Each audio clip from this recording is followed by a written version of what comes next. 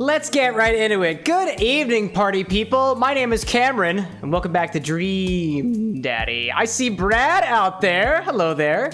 Very excited that it is a Hugo night. It is a Hugo night. This is the Hugo night. It's time for Hugo. This is the final dad. This is the final dad of the game. There's only 7 of them. Anna, for some reason, thought there were 6, so lo and behold, we're all a little surprised here. I've never been more happier that it's Hugo. I'm mildly pregame. Ooh, Brad says he's already sipping on something. I'm just sipping on water so far, but that'll quickly change in just a moment as we proceed into the festivities for the evening. So let's go through Hugo's dad book profile, shall we? He's a middle school teacher, high school teacher, writer of scholarly articles on 18th century literature for various esteemed publications. If you're on here to tell me that my son put a cherry bomb in your trash, I know, and I'm sorry. His son's a little bit of an asshole. His name's Ernest Hemingway, apparently. On a Friday night, he's most likely to brew some strong tea, paint his miniatures, which is awesome. I actually did not know about the miniature part, nor the part about the strong tea. I do know that he's a fan of wine and cheeses. He would take with him a remembrance of things passed by Marcel Proust. His turn-ons are just muscles, which is great. Not the kind that you find in the sea, just muscles, like these guys. He wanted to be a movie star when he grew up. His favorite movie genre is documentaries on art history. Ideal date is each of us reading a different book on opposite sides of the couch in a comfortable silence. It's like a parallel play type thing. Anna and I are big fans of doing parallel play. What do you never leave home without glasses? Actually, I forget them at home a lot. I was not capitalized here, which is very interesting for a high school and middle school teacher. And I spent a lot of time thinking about, I worry that people who are against e-readers are more in love with the idea of books than actually reading them, which is interesting. His art doesn't even have glasses on it. I thought that was really confusing. His art doesn't have glasses. I think it's interesting. I was looking at some of the actual sprites. Their dad book profiles, none of them are wearing glasses. Actually, let's go back for a second. Check this out. Can I go back? Yeah. None of them here are wearing glasses. Matt wears glasses sometimes. Hugo wears glasses sometimes. And that's about it. Oh, no, this is it over here. Look at it. This is Hugo with his glasses on. This is Matt with his glasses on. This is our daughter, Amanda, with at least a monocle on, which I think is kind of funny. And it might actually just be pasted on there. But yeah, lo and behold, I don't know why they're not wearing their glasses here. And apparently that implies that dad book has 2 different profile pictures that you can upload, your messaging picture and your actual profile picture. But alas, we've digressed a little bit. We're going to take things back to the bar for a little bit, as we normally do around here on CameroxnWithAnX's Bar with an X. That's what we do. That's what we call it. Damien wears contacts, says Ula be so far. That's true. Damien does wear contacts. And it's true. And I believe that they are prescription, because when he's not in his uniform, we saw him wearing glasses. True. Very good pointing that out, Ula. Thank you for pointing that out. We do things around here with correction. We try not to be incorrect. And if we are, that is just how it is. So to everybody old and new, welcome back to the bar. Tonight, we're exploring cheese, because Hugo's such a big fan of cheese. I like to go into these games a little aware of what's coming. Not all the things. There's a healthy level of unknown that I like to experience. But I do know that the final pinup pose is him just laying in what seems to be a grocery store with a variety of meats and cheeses, which reminds me of, this is a Game Grumps game, reminds me of the Ninja Sex Party song, Cool Patrol, where there's a line in the song that specifically addresses covering up your nudity with different cheeses and meats. That song is called Cool Patrol. It is by Ninja Sex Party, and it is just absolutely wonderful. But then the thought occurred to me, cheese in cocktails. What do you do with cheese in cocktails? I actually know a couple of instances of cheese in cocktails, including but not limited to the Parmesan Espresso Martini. It's an espresso martini where you grate fresh Parmigiano Reggiano on top of it, or I guess any other type of Parmesan. It's quite hilarious. There's a fellow Twitch tender out there named Larix who has created a cheese syrup from quite literally Kraft mac and cheese powder, some syrup, and a little bit of healthy dilution in there, which is absolutely wonderful. I've never actually tried that creation before, but that's a reference that is worth checking out. And then there's also this interesting spirit that seems to exist out there now. It is by a company called Empirical, and evidently it originates from a distiller thinking, I should distill something, and taking a bag of Doritos, nacho cheese specifically, putting it into the distilling machine, and out the other side, popping out a beautiful, beautiful thing that would later become this beautiful bottle that Luigi is trying to hoard to himself over here, of Empirical X Doritos, which I like to call playfully Doritos distillate, because that's quite literally what it is. It is neutral I want to say it's grain. Is it grain spirit? I believe it's neutral grain spirit instilled with nacho cheese, Doritos, and I'm sure a bunch of other things to actually balance out the thing. This is a very interesting bottle, and apparently you can't buy it like anywhere right now. And by that, I mean you can't buy it online. If you go to the Empirical website, it is currently sold out. It's been sold out for like the past 2 months or so, and my dearest Disney Queen found it in just a New Jersey liquor store for like $62, which I thought was awesome, because now when you Google it, at least right now, it's going for like $75 or like $80. So I'm glad we got our hands on it while we had the opportunity to. Ula says, covering up your nudity with charcuterie. Almost right. Oh, that is a good one, Ula. I love it when things like that happen. And Brad is saying, I feel like I saw sorted food do a Parmesan espresso martini, and the salty and chalky does make sense. Oh yeah, salted caramel, salted chocolate, it totally makes sense. But then again, I wouldn't consider Parmesan to be like salty, but it doesn't have a savory component to it and otherwise. But you know what? Salt and cheese, that makes total sense. I mean, that would be a great, lovely Bloody Mary. Actually, you're totally on point there, Ula, because the recipe that we're following this evening, I'm going to be trying this bottle of Doritos Empirical first because I've never tried it. This is not open.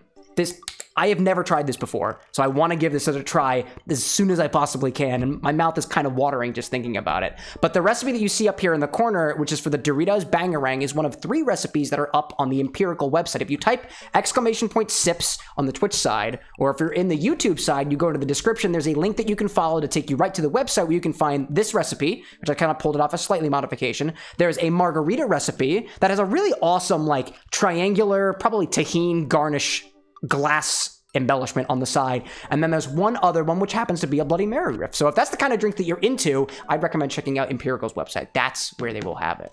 And he says you should garnish with crushed Dorito crumbs. I actually thought about this, Annie. I thought, do I go into the stream where I taste the Doritos Empirical with or without Mountain Dew, and or with or without actual Doritos? And I opted for leaving things up to the unknown. I am curious to see how this tastes alone. This is a gaming night. We will taste the bottle, we will try the cocktail, we will proceed. I'm playing with the ideas of how to actually get the most bang for my buck in terms of exploration of other mixological concepts and whatnot. So I would suggest out there, if something is not covered during this particular stream, you just let me know. We can plan for it. The more ideas I have ahead of time, the better things will be. And actually, I'd like to thank the community already, because we did have a workshopping session earlier last month where we came up with a bunch of like video game cocktail ideas, and I have all that on a big list somewhere, and it's helped me considerably plan out the future. So thank you so far, and I'll appreciate your contributions going forward. It's what keeps this thing afloat over here. Your minds think alike. You're absolutely right. But without further ado, let's pop this bottle open. I've already said my piece. I want to taste how this is. So this is a fresh bottle of Doritos distillate from Empirical. Oop.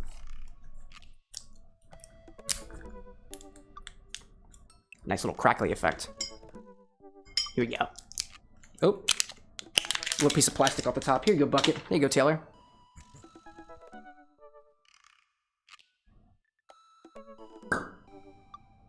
Ooh. All right, let's give this a pour.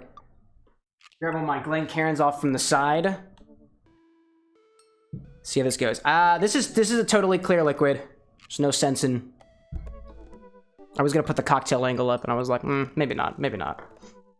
It just all looks the same. Actually, I will say what's cool though is that if you look at the back of this, if you look at the front, it looks red. If you look at the side, it's the actual clearness, and you can see my face through there. Anyway, let's get into it. Doritos distillate. Empirical.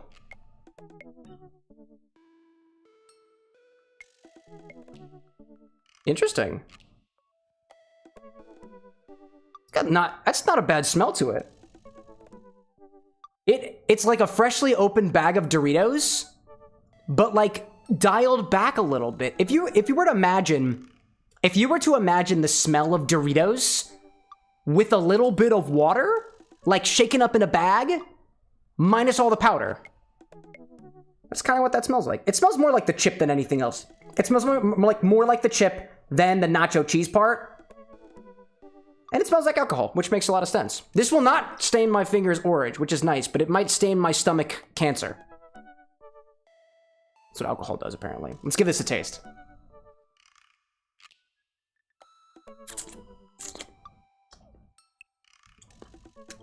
Wow. Wow. Look at that. That's nacho cheese Doritos. That's incredible. That is like, I wouldn't say it's as intense as biting into an actual nacho cheese Dorito chip. But if you were to like take one of those like fancy tiny little brushes and brush off most, if not the majority, 90% of all the nacho cheese Dorito dust, this is what the chip would taste like. This is the aftertaste of the chip. That's really cool.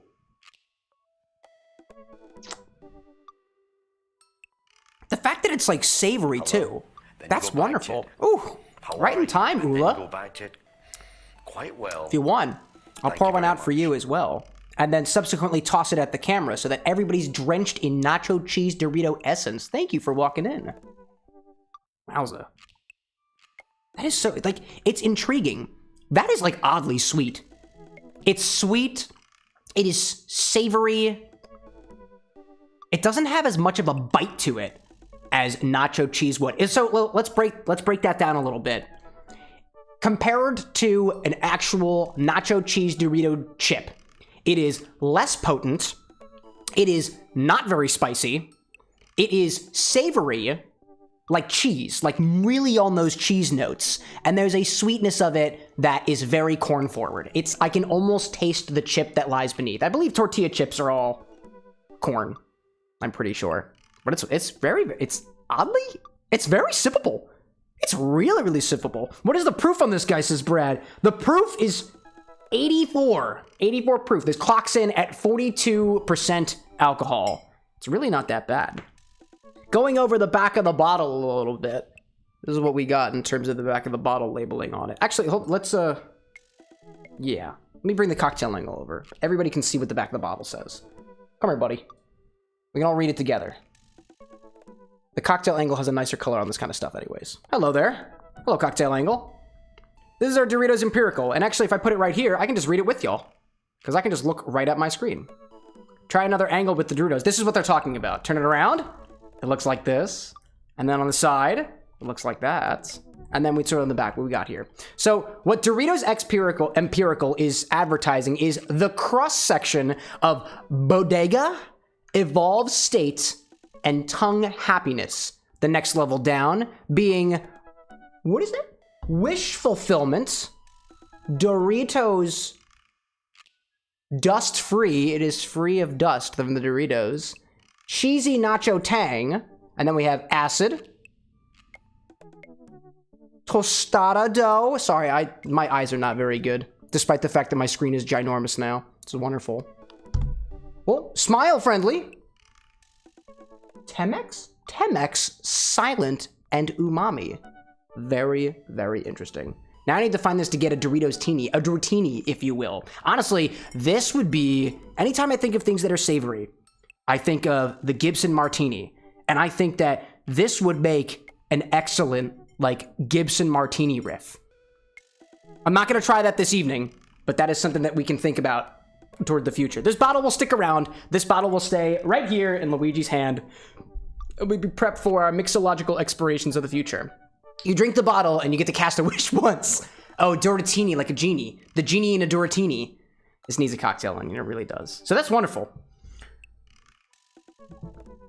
That's very, very interesting. I feel like I was gonna have a more, like, visceral reaction to this, but to be honest, they say it tastes like nacho cheese Doritos, and it tastes like nacho cheese Doritos. It is not super potent. It is very, very, very drinkable, and I actually kind of like it. XPP's popping in! Jake, it's been so long. How are you, sir? Welcome in. I hope you're in for a time. I wonder, actually, I'm curious.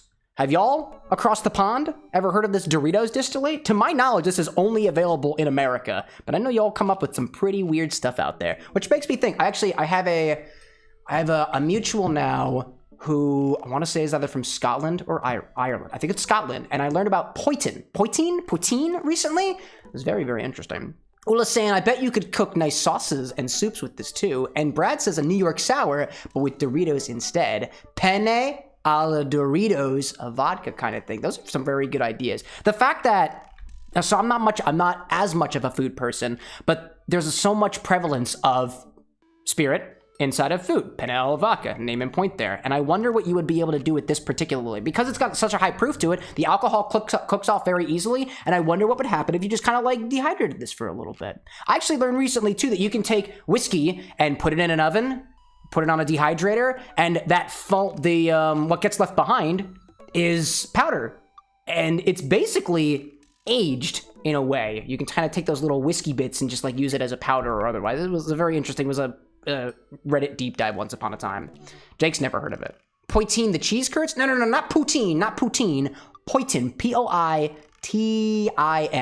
Poitin, and I believe it is a Scottish moonshine, basically. Or Irish moonshine. It's one of the two. I, for some reason, get Scotland and Ireland mixed up in my brain for a variety of reasons. Oh, Jake, I indeed. Dude, it's been 19 months. It's been 19 months, my guy. Dude, Jake's been here since the very beginning. You have my most heartfelt support. You have my support? Wait, I have your support, actually. This is wonderful. All right, so that was what we got. We have a distillate that tastes like chip Doritos. I would say Doritos chip, but it feels like it's more on the chip than it is on the Doritos, and it's very umami. I feel like I have a hard time distinguishing between what you could consider to be savory, like meats and stuff, and umami, which are like some mushrooms I've had. This is very distinctly umami. It is savory, not in a meaty kind of way, in a cheesy kind of way, which I love. So let's put this off to the side. We're gonna make a cocktail. The recipe that I'm following is directly from the Empirical website. If you type in sips, the link will be there. It'll be in the description everywhere. Go to the Empirical website. This is where, if there is any availability for the Empirical brand of anything, you can buy it there. The Doritos is sold out. I'm sorry. I picked up one of the last bottles in my local New Jersey liquor store, which is great. But they have recipes there for a Bloody Mary. They have recipes there for a margarita, and they also have one there for this, which is a kind of, this is like a highball. This is a highball, essentially. This is like a whiskey highball type thing, but you're using this instead, specifically with PepsiCo products. I don't know whether or not Doritos is owned by, or Doritos Frito-Lay's is owned by the same people who do Pepsi, but the fact that this uses Pepsi Cola specifically feels like brand placement. I'm pretty sure. So let's gather our other ingredients. The first thing that we have is our Empirical X Doritos, our Doritos distillate. It's not a gin, it's not a vodka, it's a spirit with Doritos. You also need, in the original recipe, they call for smoked sea salts. I don't happen to have any smoked sea salts on me, so I'm gonna use this orange Thai ginger salt that we picked up while we were in Baltimore from a small little local joint called Plum Good. We make delicious easy. I'm not sponsoring anything. I just like let's support the local brands. Let me go into my fridge over here and grab a nice and cold can of Pepsi, because we're gonna need some Pepsi. And then in addition to that, what is the other thing that we need? Oh, grapefruit! There we go. We need a grapefruit juice. Only a little bit of grapefruit juice, just a splash of the grapefruit juice. This is actually kind of interesting. This combines a couple of things that I don't normally have together, which is actually kind of cool. Consumption, I'm gonna bite into this grapefruit in just a moment after I finish my explanation here. Don't tempt me, Jake, I will.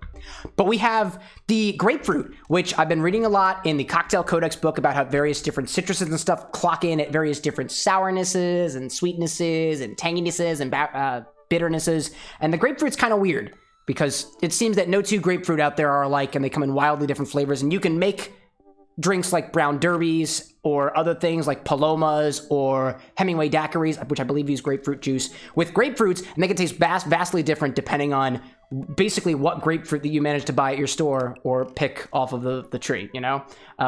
So I saw that recently and was like, cool, I get to go to the store and buy a grapefruit and try this again. The last time I had something with a grapefruit was in a brown derby, and it tasted wonderful, and I was like, damn, I gotta use more grapefruit in these. Grapefruits tend to be kind of bitter. I've tried to make like a nice like little salad oil dressing stuff out of these things, and they're not that good. And I'm about to confirm that again, so thank you for the consumption request, Jake. This one's for you. Actually, not that. Honestly, I'd choose biting into a grapefruit peel over biting into a lemon peel, or even biting into an orange peel. That's not bad at all. Ooh, that'd be so fresh. Only if we could all be so fresh. I love that grapefruit has a peppery pop that I believe is more smell than flavor. I agree with that. I find in particular, especially the more oily parts of the citrus tend to have that pop to it. But in terms of that pepperiness to it. I'll admit, I haven't had grapefruit enough to be able to know exactly an analog from my flavor palette that you're experiencing in your flavor palette. But we're about to find out with it, because I gotta juice this thing. And I don't plan on juicing any part of it, just a part of it. We're gonna get right into it. I was also mentioning salt in foods. Anna hates adding salt to food because cholesterol and stuff. And then Pepsi. This is one of 2 cans of Pepsi that have sat in this house. And so somehow I feel like the cocktail gods knew that we were gonna use this. And then there's Doritos, which I feel like I haven't touched in years. Every time I see Doritos that are already in an open bag, I go ham on it. Whether it's Cool Ranch, whether it's nacho cheese, I just go for it. But I never buy the bags of my own. I never do. I don't know why. Maybe it's like a love-hate relationship or anything. But this is great. So let's crack into this. I need grapefruit juice. That's gonna be the most time-consuming part of this process. So the fruits basket also comes equipped with a juicer. Let's do this first. This is the boring part. Let me get myself a cutting board, or just a cutting apparatus. Let me get this thing. Now what I will need is I will need one of these grapefruit pieces as a garnish. So I'm gonna cut off a wedge first, and then we'll proceed to the actual juicing part. This kind of makes it annoying because I gotta juice the one side and make the garnish out of it too, so I cut it in different ways. One side's for the juicing. Both sides are for the juicing. Beautiful, beautiful grapefruit. And then I'm gonna try to get a nice wedge out of this as best as I can. I think what I'll do is I'll just kind of cut towards, I'm just gonna be the heathen and just kind of like cut towards the center. I'm gonna do a very easy wedge. It's not gonna be a pretty wedge, but it'll be the wedge we're working with. There we go. That's the wedge for our cocktail litter. And it could be a better wedge. It could be a better wedge. But no better wedge than the wedges we surround ourselves with. It's a metaphor for friends. Or something. So let's juice it. These things tend to be juicy. I freaking hate this juicer. This juicer is the worst juicer anyone could buy. I despise it. But here we are. And so we proceed. It actually was pretty easy though this time. Usually I have a lot more trouble with this juicer. It tends to get kind of mixed up. And by the way, I'm still chewing on that grapefruit rind. It takes a while. Alright. I have our grapefruit pieces. We'll put that away before somebody gets any funny ideas. And then we'll kind of try to juice the rest of it. What I'll tend to do with what I've been trying to do more with the excess citrus juices and extra citrus pieces is I will freeze them. And even last night, I'm glad I was using some of the lemons. Last night I was using some of the lemons and limes that I had frozen previously to do some cocktail workshopping. So it all comes back around. If you got freezer space, that's what you can use it for. Actually, let me take a bite of this. Ooh, okay. It might be because I have pieces of that peel in my mouth, but I can see that pepperiness that Ula is referring to.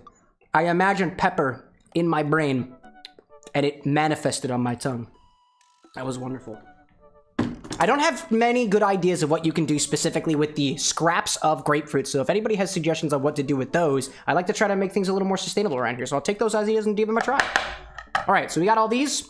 We got our juice. We need a splash of this juice. So I'm just gonna kind of take the top of this and put it down here and save this as one of our ingredients, and I'll put my garnish off to the side. There we go. There we go. Okie dokie. Jake says the remainder of the grapefruit will be saved for later. We'll do something with it later. Exactly what? I'm not so sure. So now that everything is prepared, let's get into it. Let's make a Doritos. We're making a Doritos Bangarang. And for a Doritos Bangarang, we're basically going to build this like we would a highball. We're going to put a straw in this. We're going to fill it up with some ice. And we're going to build it right in the glass itself. Let's grab some ice. Got some cubes that I got sitting. I don't know if they're frozen yet. Are they frozen? Not quite yet. Yeah, look at these guys. There we go. Big old ice cube tray. I don't know, but it's good for heart health and digestive health. The rest of the grapefruit.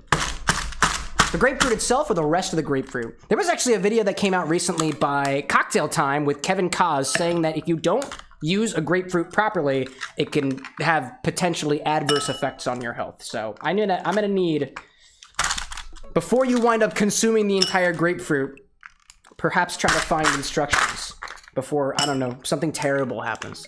The grapefruit apocalypse happens and it takes your entire family with it. We're gonna need one more in there. Come on, buddy. There we go. Plenty of ice.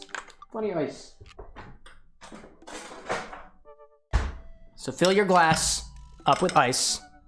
You can make oleosaccharin with the peel. That is true. That is a good idea, as you can with a lot of other citruses as well. I actually found two. There was a time where I was infusing some fruit, and I took some apple skins, and I put that in with the sugar, and we got a weird oleosaccharin with them too. Oh, and you can also do that with banana peels, a banana oleo. I saw that on a TikTok thing somewhere too. It was wonderful. So now what we're gonna add this all from the bottom. Alcohol on the bottom first, because the density or something allows it to flow all the way up. Let me grab myself a nice golden straw to prepare myself for this journey. What we'll do is we're gonna add 2 ounces or 59 milliliters of our Doritos distillate. Here we go. Woo, gotta try the banana. Oh, got it. Lots of people I know drink it before bed too, specifically the grapefruit, the entire grapefruit. Jake surrounds himself with a bunch of interesting people. So let's add 2 ounces or 59 milliliters of our Doritos X Empirical. Our Doritos distillate, if you will. Then what we're gonna do, we'll add a pinch of salt. The original recipe calls for a smoked sea salt. I'm gonna use this organic Thai ginger salt because that spice that I was expecting from the Doritos I thought would pair well with a little bit of ginger, and the orange part would pair well a little bit with the grapefruit. I could also be totally off base with that, but I wanted to use the salt that I had. So here's a pinch of salt. I'm gonna put it right on the side. I'm gonna do my best to, well, completely ruin the rest of it. That's okay. This could be fine. Supposedly the grapefruit, the entire thing itself, helps you sleep. Honestly, if somebody used an entire grapefruit and chucked it at my face, I feel like I'd have a pretty easy time sleeping too. So now that we've added that, we're gonna just add a squeeze. A squeeze? A squeeze! A squeeze of grapefruit juice. I'm gonna approximate a squeeze with a splash. Your mileage may vary. There we go. I want another splash. All right, there we go. So let's say a squeeze or a couple splashes of grapefruit juice. I'm gonna put this in one of my containers over here to save it for later. Because I despise this container specifically. And we'll pop that in the fridge for later.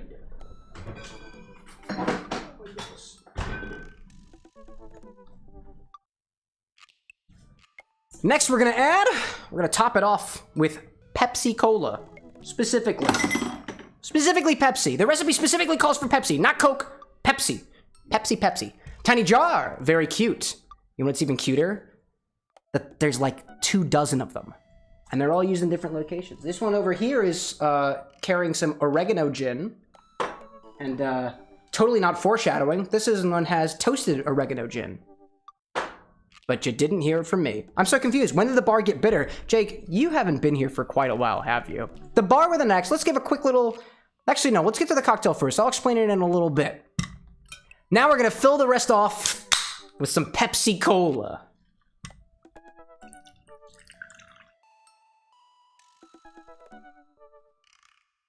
I'm going to give that a bit of a stir. Hello. Then you go back to How are Dr. you? Taco, Then you go MD. back to- Thank you. You have a seat at my bar. Welcome Thank in. you very much. Actually, Dr. Taco, you come at just the right time. Taco seasoning? Doritos? Coincidence? Probably. And now, let's garnish that with a grapefruit wedge. I actually cut this in just the right way to make it able to sit upon this glass perfectly. Here we go. This is the Doritos Bangarang! And I don't know why they call it the Bangarang. I'm hearing Skrillex dubstep in my head just thinking about it. I'm looking forward to seeing how it tries. What did you just walk into? Image out Doritos. Did you not see the Twitch story of me deep throating a Doritos distillate bottle? Screenshot that. I dare you. So this is the Doritos Bangarang. Let's see how this thing tastes. It is a combination of our Doritos distillate, Pepsi Cola, some salt, and a splash of grapefruit juice. Right off the nose, it smells like grapefruit.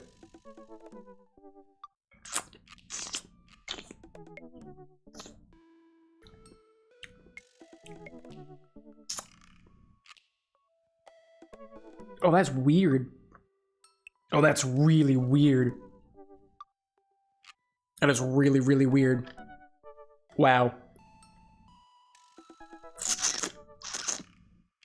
This cocktail has me concerned. Just a little bit. I'm concerned. I'm concerned of this. Oh my god, this is weird. There's a couple different schools of thought when making a cocktail from what I can understand, and at least one school of thought says when you make a cocktail, you want all of the flavors to be obvious and coexist together in balance. I taste Doritos at the same time as Pepsi? And it's giving me some really, really wild flashbacks of specifically a Sky Zone birthday party. Oh my god. This has that energy of backyard. This has the energy of my parents' backyard pool party gone horribly, horribly right. Where like, cause I imagine I got a Pepsi bottle and somebody poured it into the nacho cheese bowl and we were like, let's go for it. That's really weird. But like, I keep wanting to sip it more. Oh my god. This doesn't feel like it works together, and I'm gonna be honest, I don't think it does. But I keep drinking it. Why? I'm gonna be honest, that bite of grapefruit that I had earlier, I literally took, for those of you who missed it, the consumption was called, and I ate just a slice of the grapefruit skin. I can still feel that bitterness. Oh, I'm doing a do-over. I want to do a do-over. I want round two.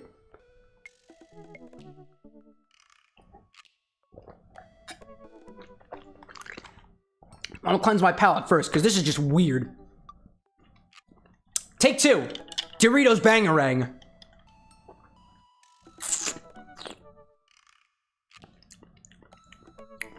You know, it's still really weird. But I'm focusing on those Pepsi notes. And it's still weird. Nope, it's still really weird. It is a really, really weird cocktail. It tastes like nacho cheese Doritos smothered in Pepsi. And like, it's a little bit saltier. Could be the ginger though? Could it be the ginger though? I tasted this before stream to make sure this wasn't gonna impart too much of a flavor. It's honestly not too prevalent. The salt on its own is like very mildly ginger. And I tested that by taking some of this and making a saline solution out of it to test some of the flavors beforehand. And it didn't seem super duper powerful. Excuse me. I think the thing about this that I'm the most surprised about is the fact that it sits on my palate really, really well. In terms of the evolution of this, it goes from this nacho cheese punch in your face Pepsi and then like backs off a little bit with like a pleasant savory sweetness. And suddenly like I'm ready for another sip. That's so weird. That is so weird. Oh my god. I missed everything of what y'all were saying. I was so engrossed with this experience. Cheese in my Bangarang? No way! Incredibly. The grapefruit is very impressive. It sounds like a backyard wrestling cocktail. That's exactly what I was just talking about, Dr. Taco. Incredibly. It does kind of look lit, like an LIT. What is it? Wait, Brad, what is an LIT? I can't even think of what that is. Interesting. The Gamer Mix, Pepsi and Dorito cocktail. Now, I will point out, I did think, oh, Long Island iced tea, nice. I did think before this, should I get some Mountain Dew and put this in? But this whole bottle is not going anywhere anytime soon. So if Mountain Dew and Doritos is in our future, then you can either send me a DM directly or do !suggest so it actually DMs me specifically and sets a reminder too. Which is great. I recommend it. I think everybody would recommend it. All right, so that is very interesting. What's interesting? The Doritos Bangarang? Maybe that's why they call it the Bangarang. I figured this drink out. I figured it out. This is the Doritos Bangarang. It's called the Bangarang because you taste it and it's like a boomerang has whacked you upside the face. And just when you thought, I don't want any of that anymore. I can't do it. You're like, actually, Just in time for the boomerang to come back and whack you twice. To remind you that you're gonna take another sip. Is it a bad drink? It's not a bad drink. I wouldn't say this is a bad drink in the least bit. It is a curious cocktail, and that's what I'll give it. Do you like the rest of this Pepsi, love? Oh, I forgot it was Pepsi. Want that Pepsi? It's Pepsi. It's not Coca-Cola. Would you like that? The Bar with an X has a live studio audience, by the way, and it's my wedded partner. You're gonna put it not on a coaster? Oh my gosh, you heathen! Please don't knock the camera. Nice job. I just had to put away the... Ula says, did you ever taste Crystal Pepsi? It had a weird flavor. Like? I'm trying to imagine how the cocktail would taste with that subbed in. I've never been able to try Crystal Pepsi. The closest thing that I've gotten is clarifying Coca-Cola, which does not taste like Pepsi. Why did you do that to yourself? What is this? It's the Doritos Bangarang, love. Tastes like... Oh, there's Doritos at the end! Yeah, there's Doritos at the end. There's Doritos all around. It's like it came back and whacked you twice. No, like it starts with like tequila-y taste. It's not tequila. It's Doritos. It's not tequila. Although this would go amazing in a margarita. This would be perfect for a margarita. Why did I pick the Bangarang? It's because it had Pepsi in it. Hi, Queen. Hi, Anna. Everyone's saying Camo love Beverly. Oh, I do love Beverly. Shot of Doritos. Shot of the Doritos. There's some left of this. Oh, I remember there was a consumption that I never quite. Well, I sipped this. That's what I did. That's what I did. Yeah, I'm gonna keep on trying that. I am going to keep on drinking this throughout the rest of the stream. Anna, can we talk about the packing for the trip at another time? Thank you very much. I would greatly appreciate it. We have a trip that we're doing. We're flying out tomorrow morning. We're going to Orlando on Saturday. I'm gonna try my best to do some mobile streaming from some outside Disney bars. If that's the kind of thing that you're into, that's what we're gonna try to do tentatively on Saturday. Outside of Disney. Like it's not in the park. It's in Disney. It's the resorts. It's the resorts. Just say the resorts. The Disney resorts. Because you're within the Disney bubble. It's the Disney resorts. Outside Disney, I'm like, oh, you're not in the Disney bubble? I'm not a Disney guy. I'm just trying to be as exact as possible. You need to get it accurate for Go to the Suffering Bastard near Orlando. Can we add that to our list, love? The Suffering Bastard? Where the hell is that? Why don't you Google it, love? I don't know. Do you see it on my list? It's near Orlando. For you? Dr. Taco just told. Dr. Taco just informed us. It's near Orlando, silly. I'm gonna write it down with the only utensil I have, which is this purple pen. That's his list of bars. It's a great tiki bar. Suffering Bastard near Orlando. Tiki bar. Dr. Taco MD prescribes. If I don't get my Suffering Bastard, I'm due for another colonoscopy. I have one. Well, actually, what's that thing that would put it into your liver? Is it a livernoscopy? I'm not a doctor in the least bit. 9, 10, DM Suffering, 11. Suffering Bastard. Oh, DM is that's a good idea. That's a good one. You'd suggest, actually. It suggests, but DM is a good one. DM is a good one. I should add that to the list of modifications. Don't add it to your bar list. No, it's just a list of commands. Okay, cool.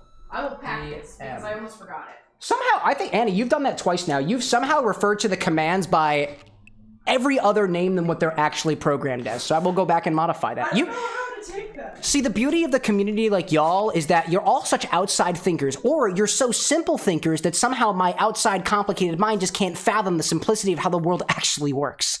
It's wonderful. Discord works offline? What do you mean by that? We also take requests offline. Well, there's a suggestions channel, I guess, technically.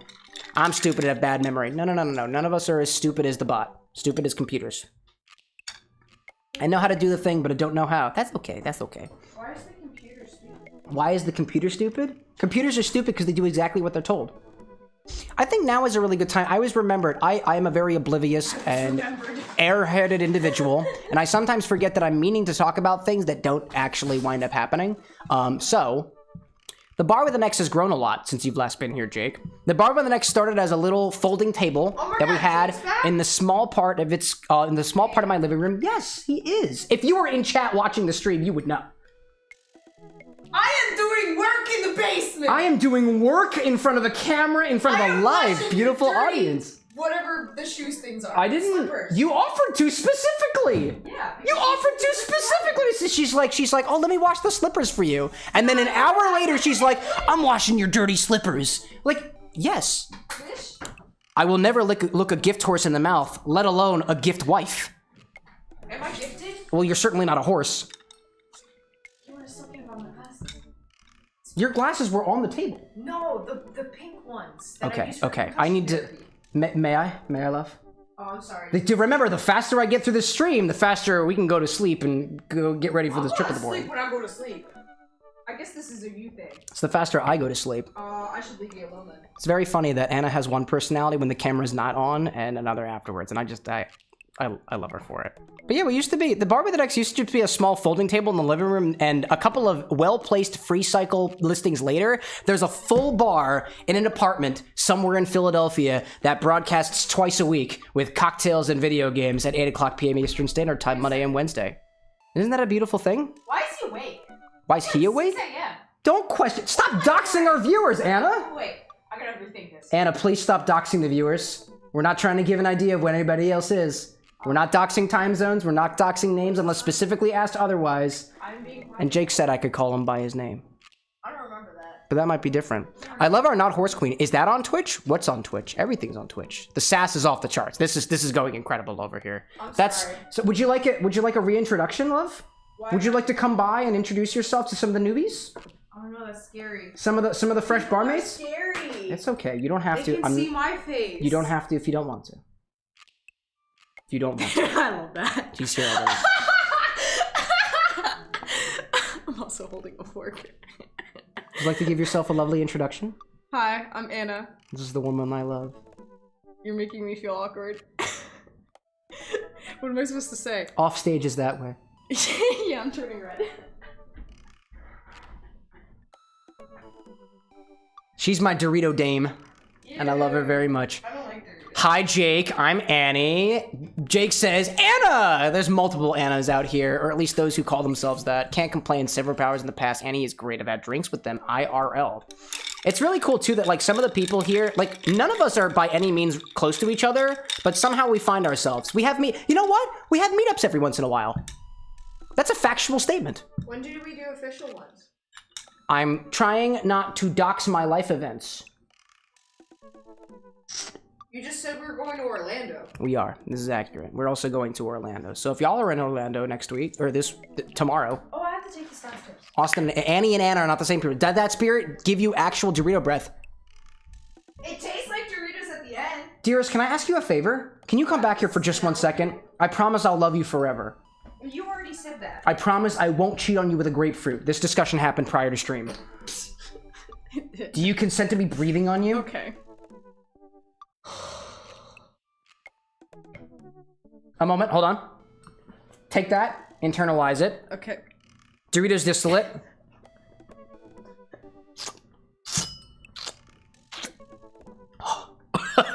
Wow! Kind of smells like an alcoholic chocolate. Is it, or is it not, breath de Doritos?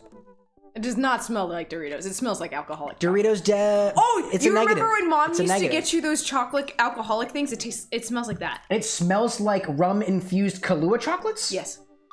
Yeah. That's weird. To each their own. To each their own.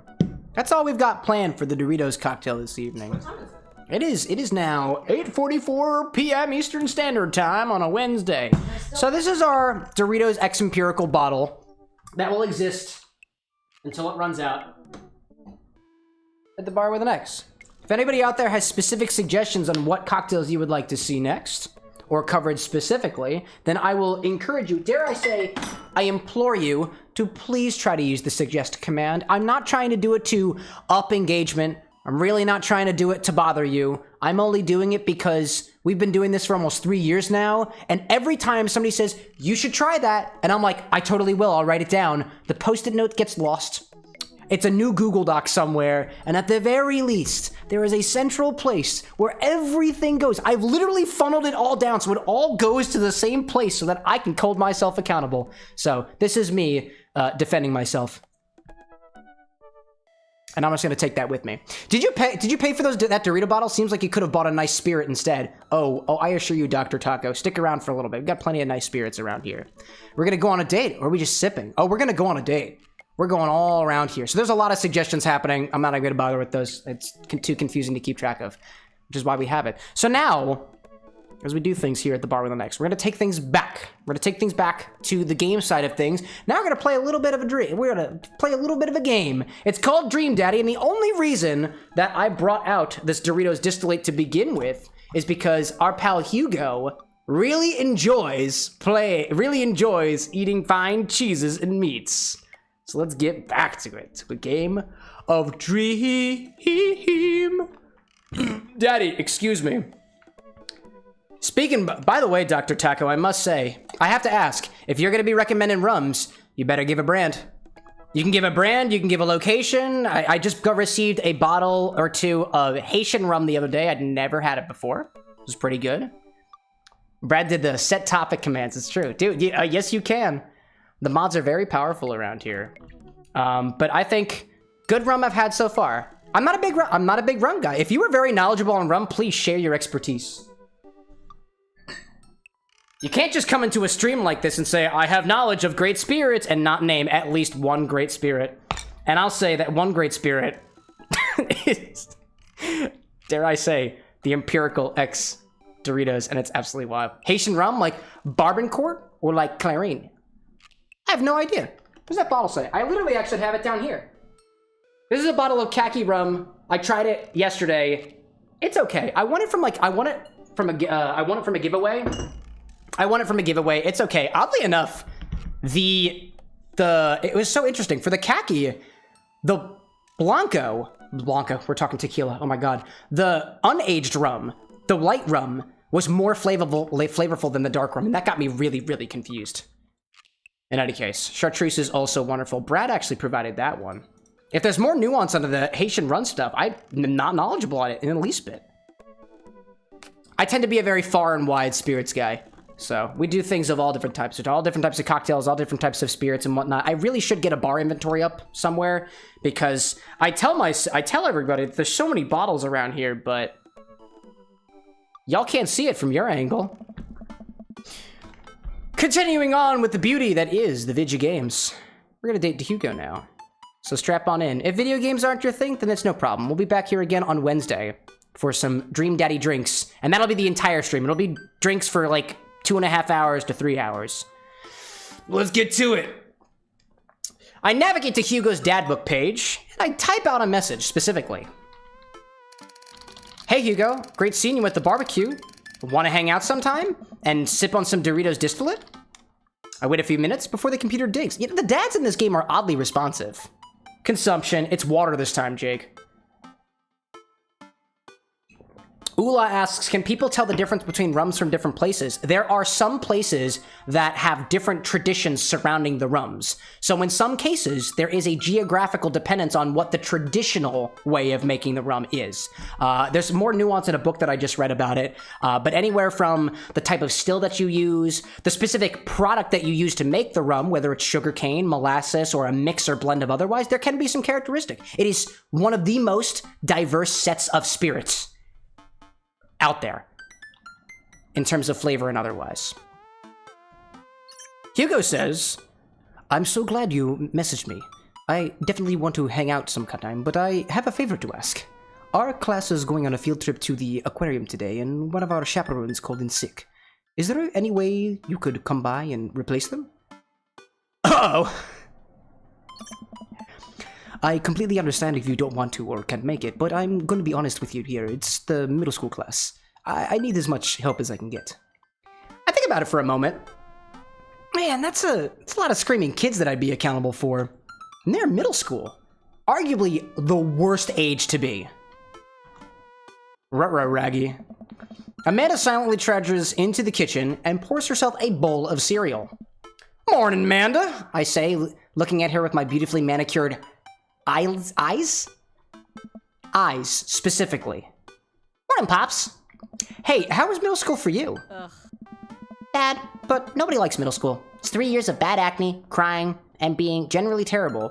And at least in one case for me, getting my braces stuck in my cheek because of a misplaced trust fall. Everyone sucks. No self-awareness. Just a bunch of hormonal teenagers locked in a gross old building for 40 plus hours a week, doing long division, and starting fights over, I don't know, pizza day? Top 40s pop? Middle schoolers should be avoided at all costs. What was your middle school experience like? It was fine. To be honest, it was totally fine, but we were freshmen for 2 years because when they did, the last year that they did 4th grade was when I was in 4th grade. So I had to be the freshman twice in middle school, which kind of sucked.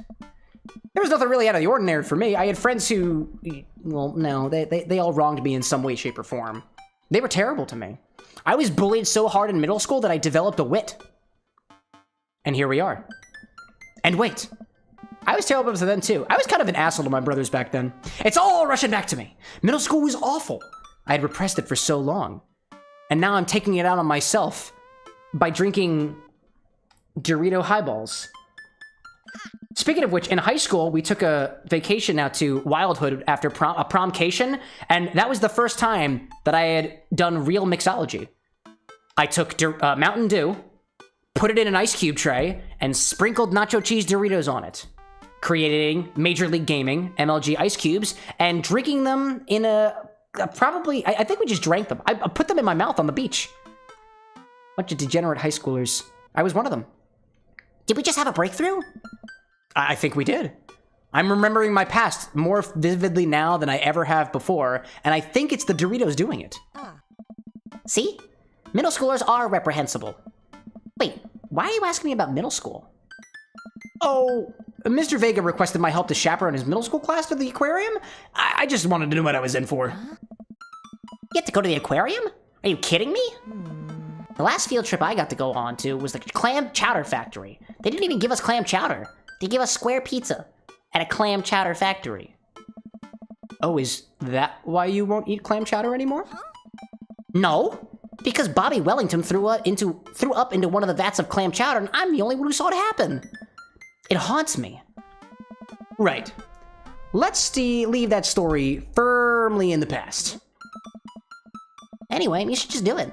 Mr. Vegas sounds like he could really use help. Plus, you get to hang out with cool fish. Amanda, I get kind of weird about aquariums. The ocean makes me nervous. What? What are you worried about? That a whale is gonna pop out of the touch tank and swallow you whole? Don't you put fear in my heart. Well, do they have penguins there? Yeah, they have penguins. Then it's settled. Penguins outweigh fear of ocean. I sit back down at the computer and I let Hugo know I'm available. He tells me to meet him at the aquarium and gives me the address. I grab my keys, kiss a man on the forehead before I head out. This is beginning to get more and more pleasant as the ice cubes dilute. That is weird. Penguins, I say! I hope this date has a penguin minigame. It better, dude, it better, Annie. I arrive at the aquarium to find that the school buses have beaten me there. Preteens huddle around their teachers in small groups, yelling at each other and goofing off. Every teacher looks like they're at their wits' end. I don't know. Hugo jogs up to me, looking quite frazzled. I'm so glad you're here. Hugo! It's been a debacle all morning. We're shorthanded and most of the kids won't stop screaming. As I'm sure you know, this is the case with all middle schoolers. I lived through Amanda at 12. I am all too familiar.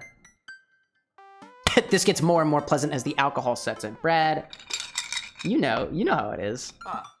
Great. Well, it's you and me chaperoning a group of 10 kids. They're over here.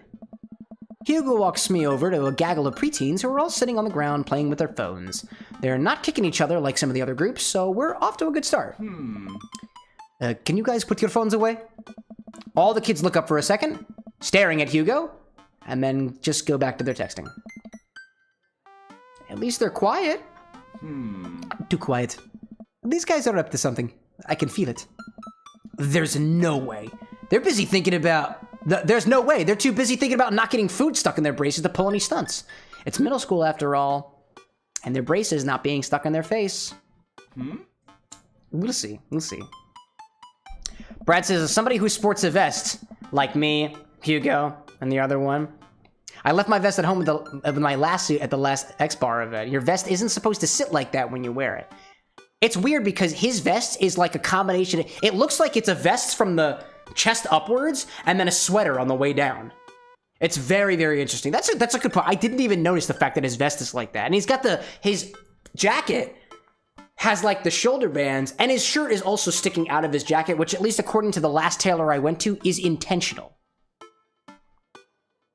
The class start filling up the aquarium, and Hugo hands out massive stapled packets of paper to each kid. Sweater vest? Oh. That makes a lot of sense. These are due at the end of the field trip. Yes, this will be for a grade. No, you can't borrow a pencil. The kids collectively groan, grab the sheets from Hugo. What's in the packet? Honestly, it's just busy work, so that the teachers can have a moment's reprieve. I think one of the questions asks them to sit quietly for 10 minutes to think about the Great Barrier Reef. Teacher hacks. I like that. It's got a lot of layers to your curriculum, I see, just like your sweatist, Vester, Sylvester? Wait, I thought you were an English teacher. What does the aquarium have to do with books? We just did a unit on the old man in the sea. Nothing quite like introducing kids to the futile perseverance of the human spirit by making them pet stingrays. It gives us time to check out some of the exhibits as well. Come on, they'll have a phenomenal selection of tropical fish. While the kid sits on the floor and pretend to do their assignments while they text, Hugo and I wander over to a large tank filled with brightly colored fish. Hugo points to a brown and white fish with long spines. And that right there is a lionfish. Did you know their stomachs can expand up to 30 times in size? Whoa. Their spines are venomous too. Nature is hardcore. Yes. You think that's bad? Take a look at this one over here. Hugo points to a spiny, grumpy-looking fish hanging out near the bottom of the tank. Hey. That's a stonefish. The most venomous fish in the world. And they just, like, keep it here? Well, they're relatively harmless, so long as you don't step on them. What happens if you step on them? Tissue necrosis. Delightful. Do you think Hugo has pasties on under there? Cool! Pasties could be a layer. It's a localized layer. You can have, like, so right now, right? I have 3 layers on at this point, but right here I have 4 layered because there's a pin over top of it. It's a localized layer system. It's complex. You need mathematics to figure it out. Nature is wild, and so is high forms of algebra and calculus. Man, Hugo knows a lot about fish, and oddly enough, geometry. I feel the overwhelming need to impress him. Hey, see that fish over there? The one that looks vaguely like a Dorito? That one? Yeah, that's the... Dude, I don't even know what fish I'm supposed to be basing this answer off of. This is a clownfish. That's like a clownfish that wants to be this fish. That's just the floppy fish. A blue-nosed wigglyfish? American longfin? Humpback wrasse? I don't even know what a wrasse is. Longfin? Yeah. Did you know that? Did you know that? That wasn't even a question. Paranormal fish trivia, psychiatric fish trivia, political fish trivia. We like to talk about the things that we're most passionate about, and evidently we know a lot about paranormal ice truck road truckers or whatever. Paranormal fish. This fish sleeps upside down. But contrary to popular belief, is not an actual vampire. That's the vampire fish. The bottom option is an actual fish. Oh, darn it. Wait, are you serious? Serious as a heart attack. Serious as a heart attack? Those are rather serious, although sometimes they don't kill people. Serious as a heart attack. We're talking fish here. There's no time for jokes. That's a clownfish.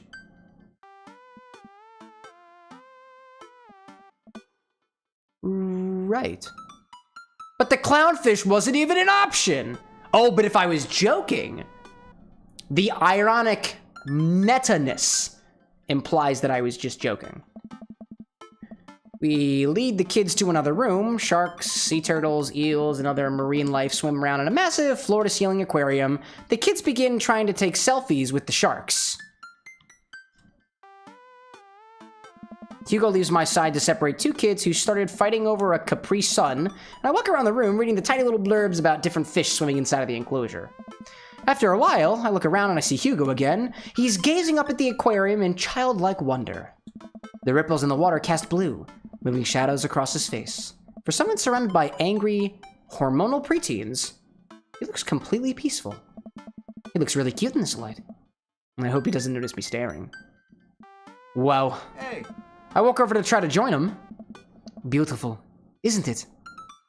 I'd rather stare at you. Dude, Cam, don't come on too strong here. Come on. We can learn a great deal from Mother Ocean. Are those two sharks kissing?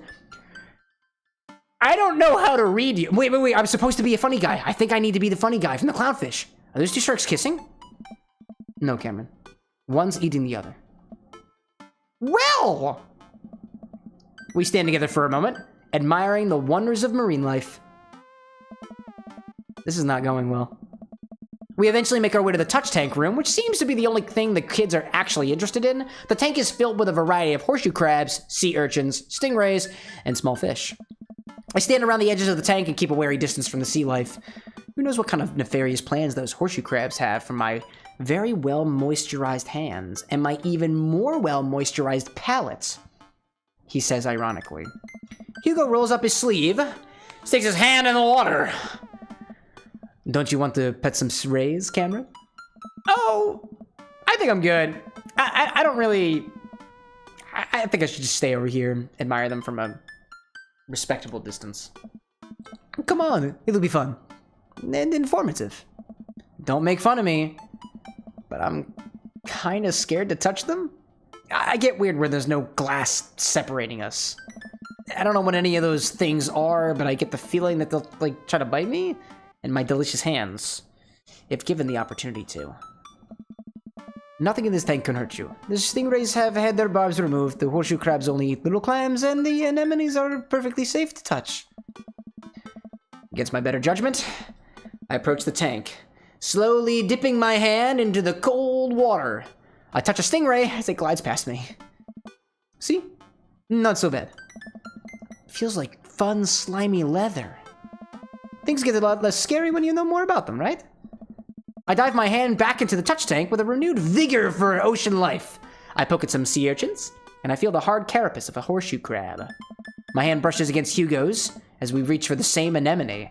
I pull away, and I blush a little bit. Hugo smiles at me. Hey, you're supposed to be touching the fish.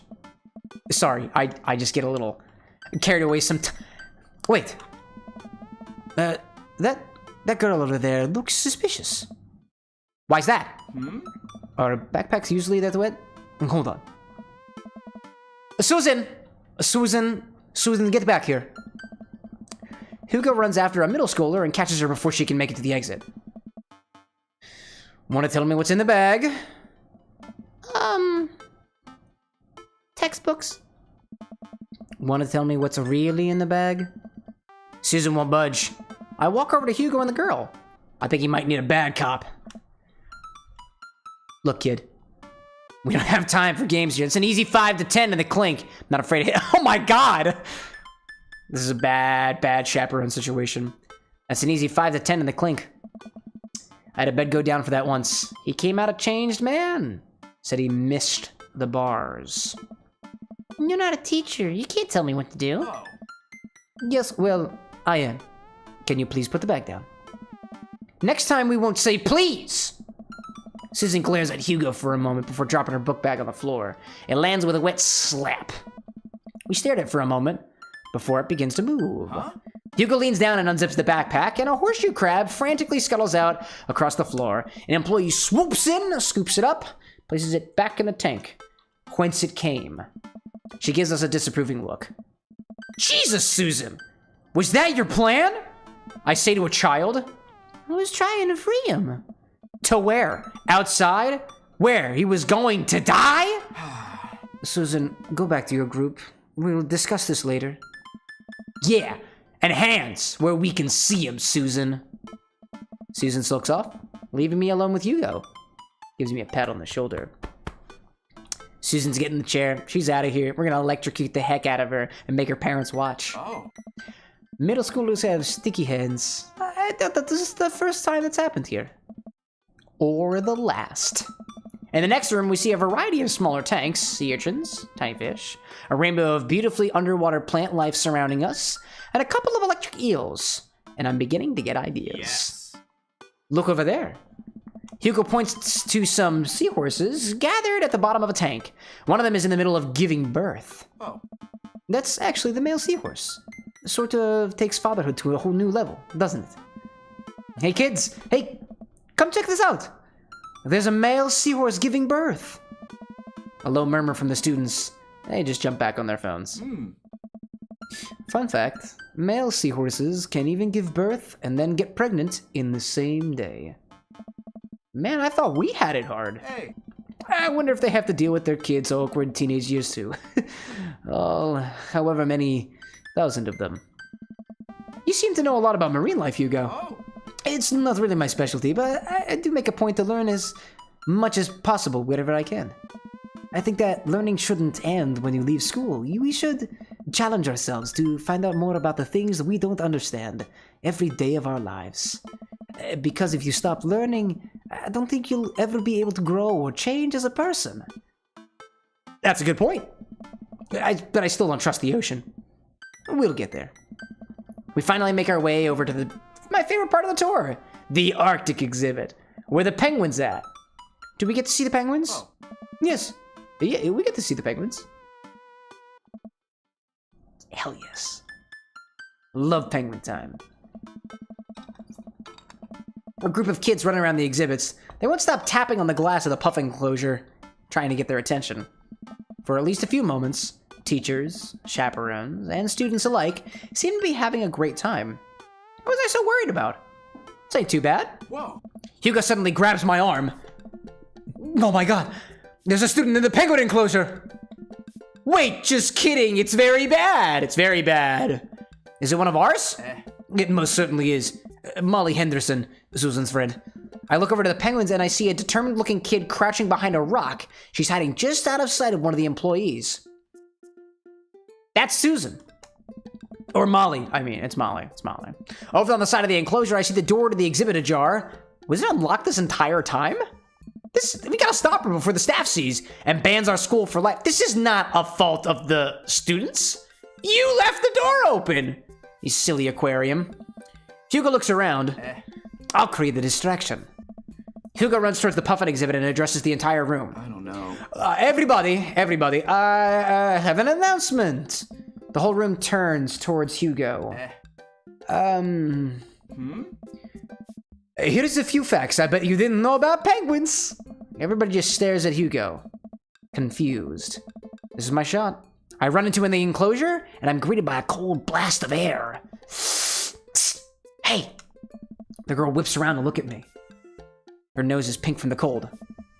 You can't be in here. Neither can you! I try to walk over to the girl, but the ground is so icy, I just end up slipping. I catch myself before I hit the ground, but the girl still laughs at me. Contrary to popular belief, penguins are birds. Birds are traditionally known to fly. Penguins cannot fly. So I can understand some confusion when we're discussing the birdness of penguins. The crowd is still somehow enraptured. Kid, what are you even doing?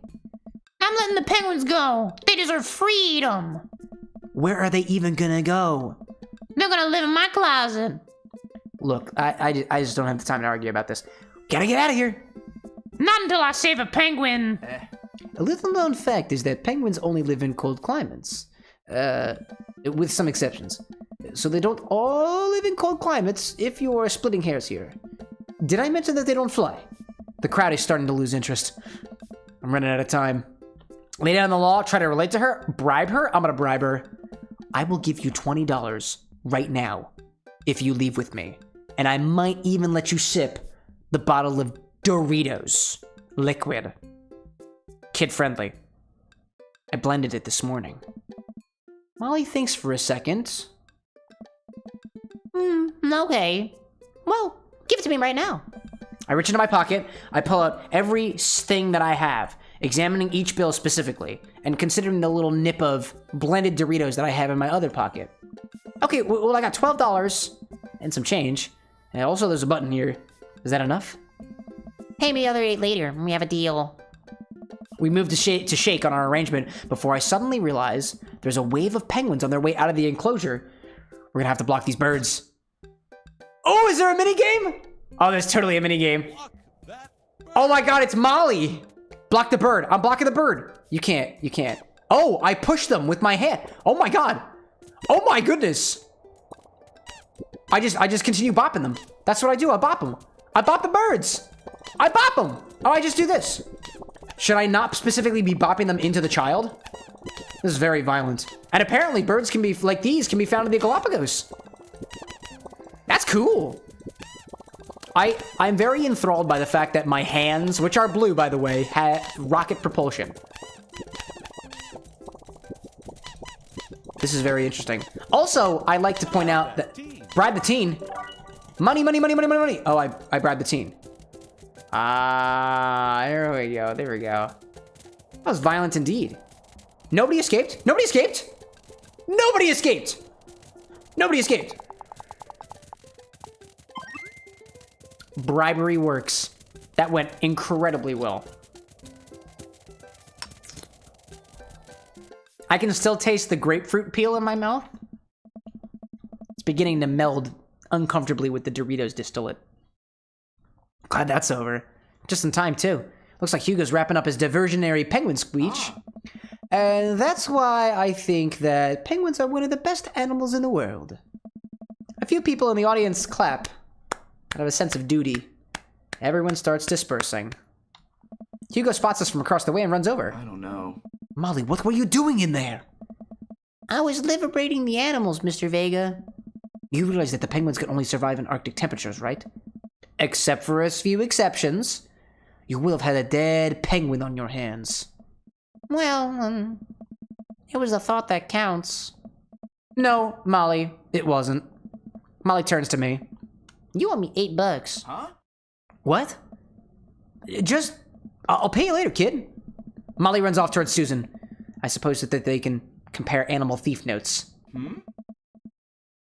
Oh yeah, because Molly was the one, or Susan, stole the horseshoe crab. And she was gonna steal a penguin! You're not at the hook, Molly. Cameron, did you just bribe a child? I bribed the child. Honesty's the best policy. I don't know what she's talking about. You can't play by the rules when there's penguins on the line. You can't. You literally can't. You can't play by the rules when there's penguins on the line. Listen, man, we've all done dark things in our lives. I'm not the young bread-eyed youth I used to be. I still have those eyes, though. But the youth in me, long gone. That person believed in a world where you wouldn't have to bribe children to save a penguin. The me today knows differently. I only wish I could go back. Oh. Let's just get through the day and get out of here. That went very poorly. With the day finally coming to a close, the whole field trip is ushered through the gift shop, and we make our way back to the school buses. As we leave the aquarium and the kids load onto the buses, Hugo pulls me off aside. Oh. Hey, Cameron. Thank you so much for helping out today. You're a lifesaver. There's no problem. That was actually kind of fun. Let me take you out the next time and make it up to you. You like cheese boards? I love cheese boards. I'm all about cheese boards. There's nothing on earth more satisfying than a good cheese board. Especially when it's in a bottle.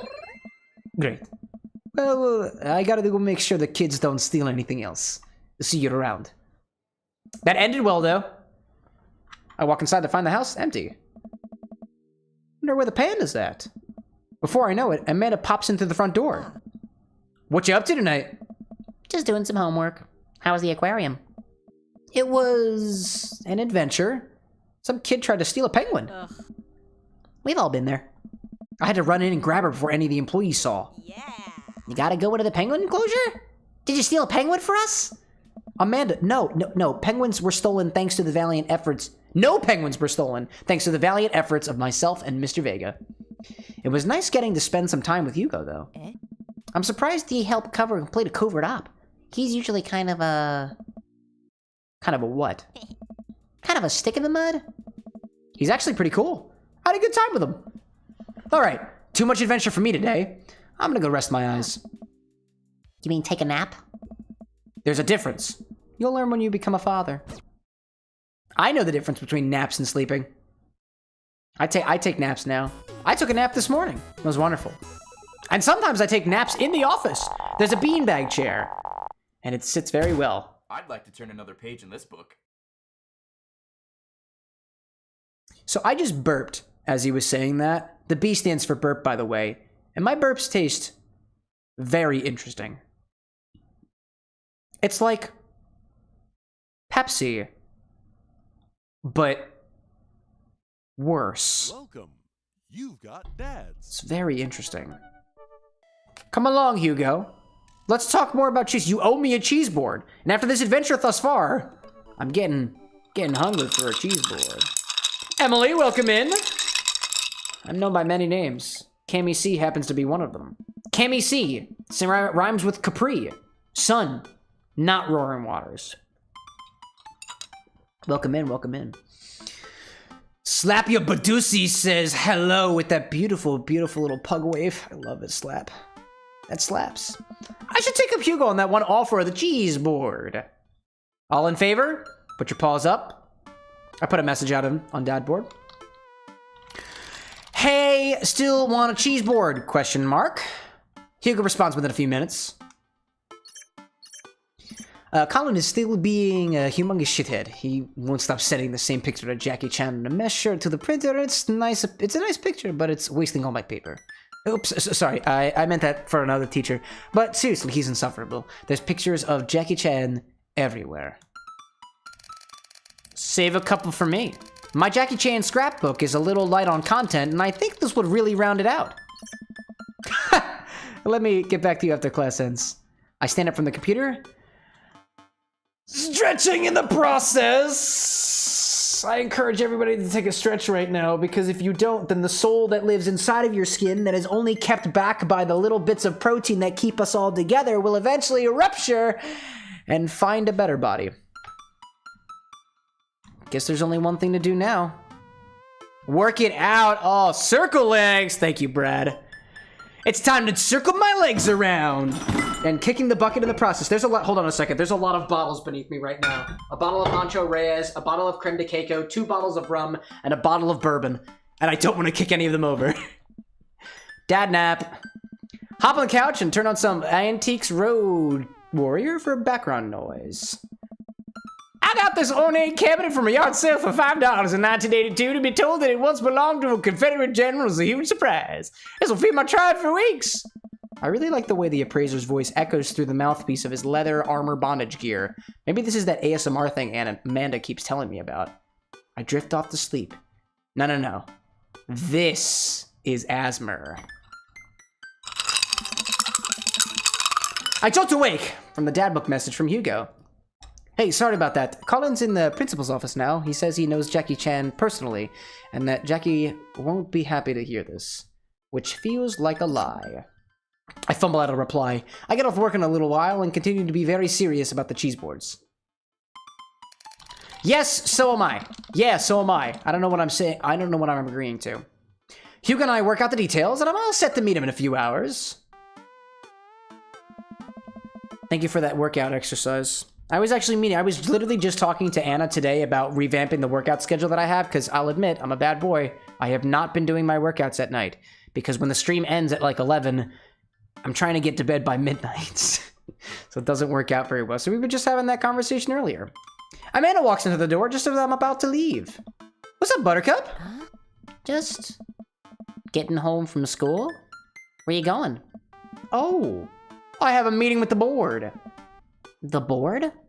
A cheese board. That's what I meant. I'm getting cheese with your teacher. Will you be able to fend for yourself until dinner time? Yeah, I'll live. But only if you can talk him into going easy on me for the final. Sorry, buddy. That ball's in your court. What's in my court, you ask? Oh, just a variety of delicious cheeses, meats, and their accompanying crackers. Maybe some olives. A little bit of fig jam.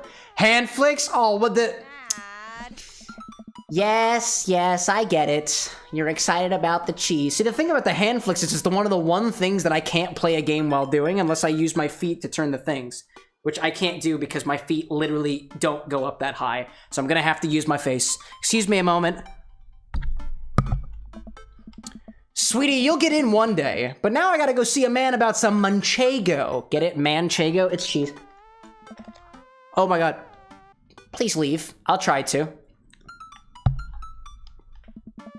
I walk into a quaint French diner, and Hugo waves me down to a booth in the corner. He looks pretty tired. Long day? Every day is a long day when you teach middle schoolers. We find a way around here to make things work. Colin started the gambling ring. The pictures of Jackie Chan were just a cover. He's bartering in those little rubber band bracelets that are also shapes. Oh, silly bands! My age is showing. Is that the one that parents think means sex stuff? Or the one that resulted in a girl's arm being amputated because there were just way too many on them? Those ones. Yeah. But the reports are just the sensationalist news media capitalizing on the fears of suburban parents. As usual. At least I hope. Yikes. Right now, I'm ready for some fine wine and some delicious cheese. A waitress stops by and takes our order for the biggest cheese plate you have. For the love of God, just please put cheese into my mouth. And recommends us some wine. Do you two want a scorecard for trivia? There's trivia? Yep, we're starting in a few minutes. Pretty much everyone here is playing. Yes. We'd love to play. Right, Cameron? Yeah, sure. The waitress hands us a scorecard and a few pencils before leaving. Now you're gonna test my knowledge of stuff?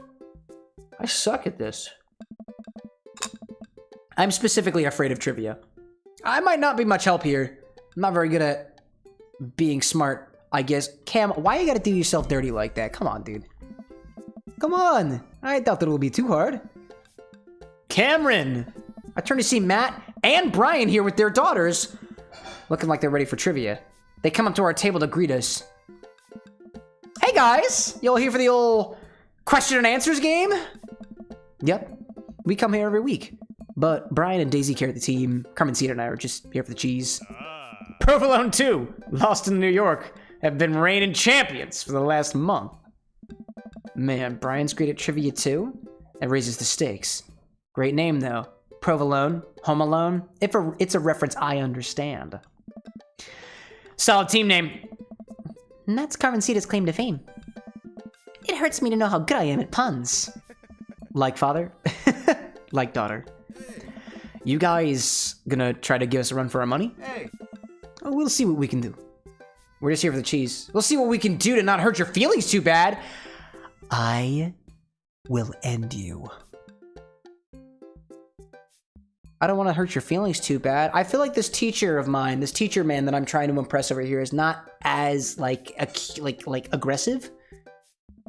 The cheese will taste so much better with a side of victory. Yes, Hugo and I pump fists. Tag team champions. Oh.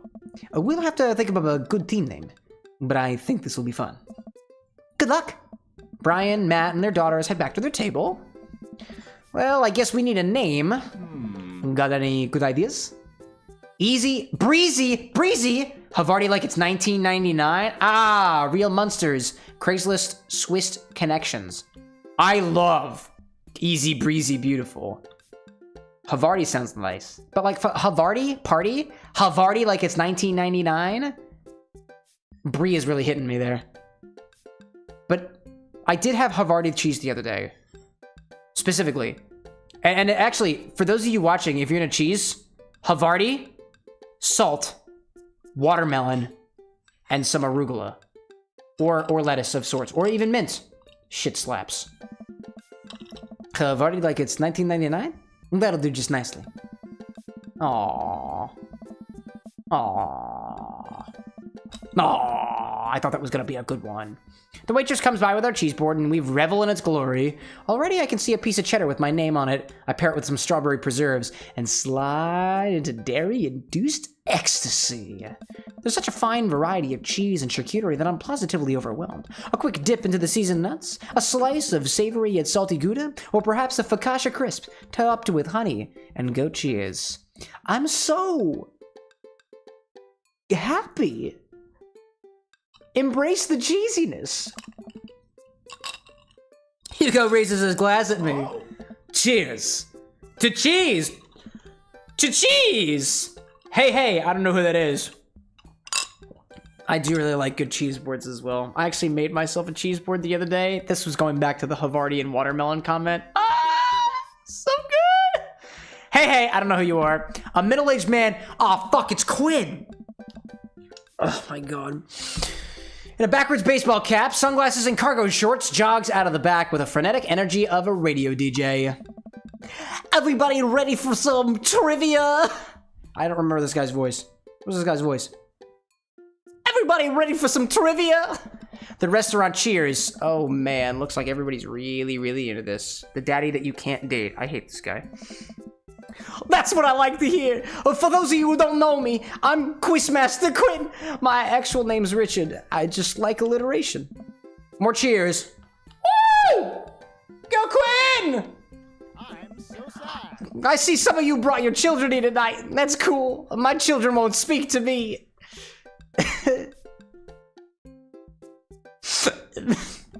I'm just joking around. I'm classic Quizmaster Quinn humor. It's my wife that won't speak to me.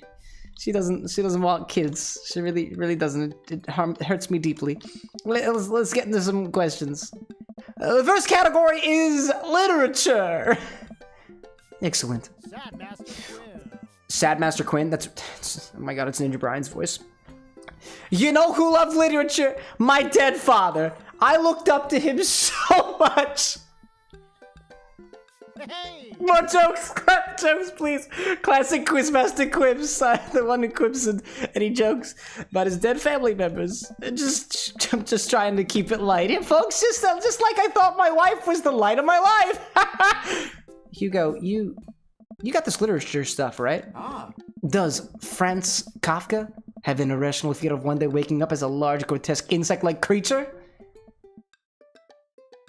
Yes?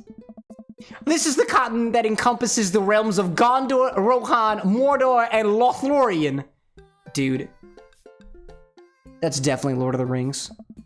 Other notable sites include Isengard, the Mirkwood, and Rivendell. What's the elvish name for this continent? Andor, Hoth, Arenial, Lemuria. I'm gonna phone a friend over here. I'm gonna take a long sip of my Bangarang and hope that somebody who's actually read The Lord of the Rings educates me on that, or watch the movies not in German. Wrong answer. I accidentally clicked the space bar. So a bunch of these are Star Wars answers. Alrighty then. I gave the wrong answer. Who is the writer that created Tarzan and John Carter of Mars? But I thought my buddy Hugo was gonna come in on this, you know? Nathaniel Hawthorne sounds familiar. Wrongo. Okie dokie. Edmund Dantes is better known as this man. Frankenstein's monster. That's Burroughs. Oh god. The Count of Monte Cristo. Frankenstein's monster. H.G. Wells. Dante Alighieri. It has Dante in it. Was H.G. Wells a pen name? Dante and Dante? Wrong. That's incredible. The quizmaster walks around the room. I think he's doing crowd work. He stops by mine and Hugo's table. Whoa, nice cheese plate you got there. You know what? I'm fine. I'm not doing well. Thank you? How's the cheese tasting, big guy? It's good. It's good cheese.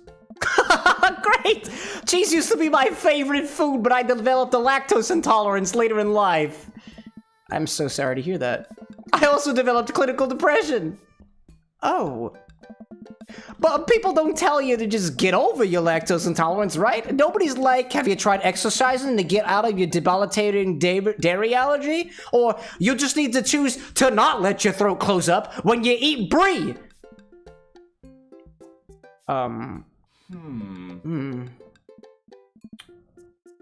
Anything? But does that scan? I'm trying to workshop my routine here. Is it hitting? Quizmaster Quinn wanders off to another table. This guy needs therapy. Who wants to start the next round? More cheers from the audience. Woo! Trivia! I hope it's not literature. The next round is cinema. I like cinnamon. It's a spice, described as piquant and spicy. Oh man, I love movies. Sometimes I'll retreat into them for days and days on end. But because obsessing over a fictional universe is better than engaging with my real emotions and problems. Frodo Baggins. Am I right? It's also Lord of the Rings. Is he okay? Oh. I think it's just his character. I hope. How's your cinema? Oh. Spotty. I don't know a lot about movies, but if there are any questions about bad horror movies, I can be of service. It's an interesting one. Oh. It's a bit of a guilty pleasure. In Return of the Jedi, what does Luke ask Leia if she remembers? Their father, their promise, their mother, they share a mother. Correct. Yes. What entertainer makes a fourth wall breaking appearance in the film Gremlins 2? I watched Gremlins. But I don't know who the guy is at the front. Jake says, fun fact trivia. A court in Germany ruled that bosses have the right to order female employees to wear bras in the workspace. What? Now, is that a literature-related question or a cinema-related question? Or is that politics? Is the real question. I'm gonna guess that was Hulk Hogan. He was around at the time. Correct. Yeah, dude!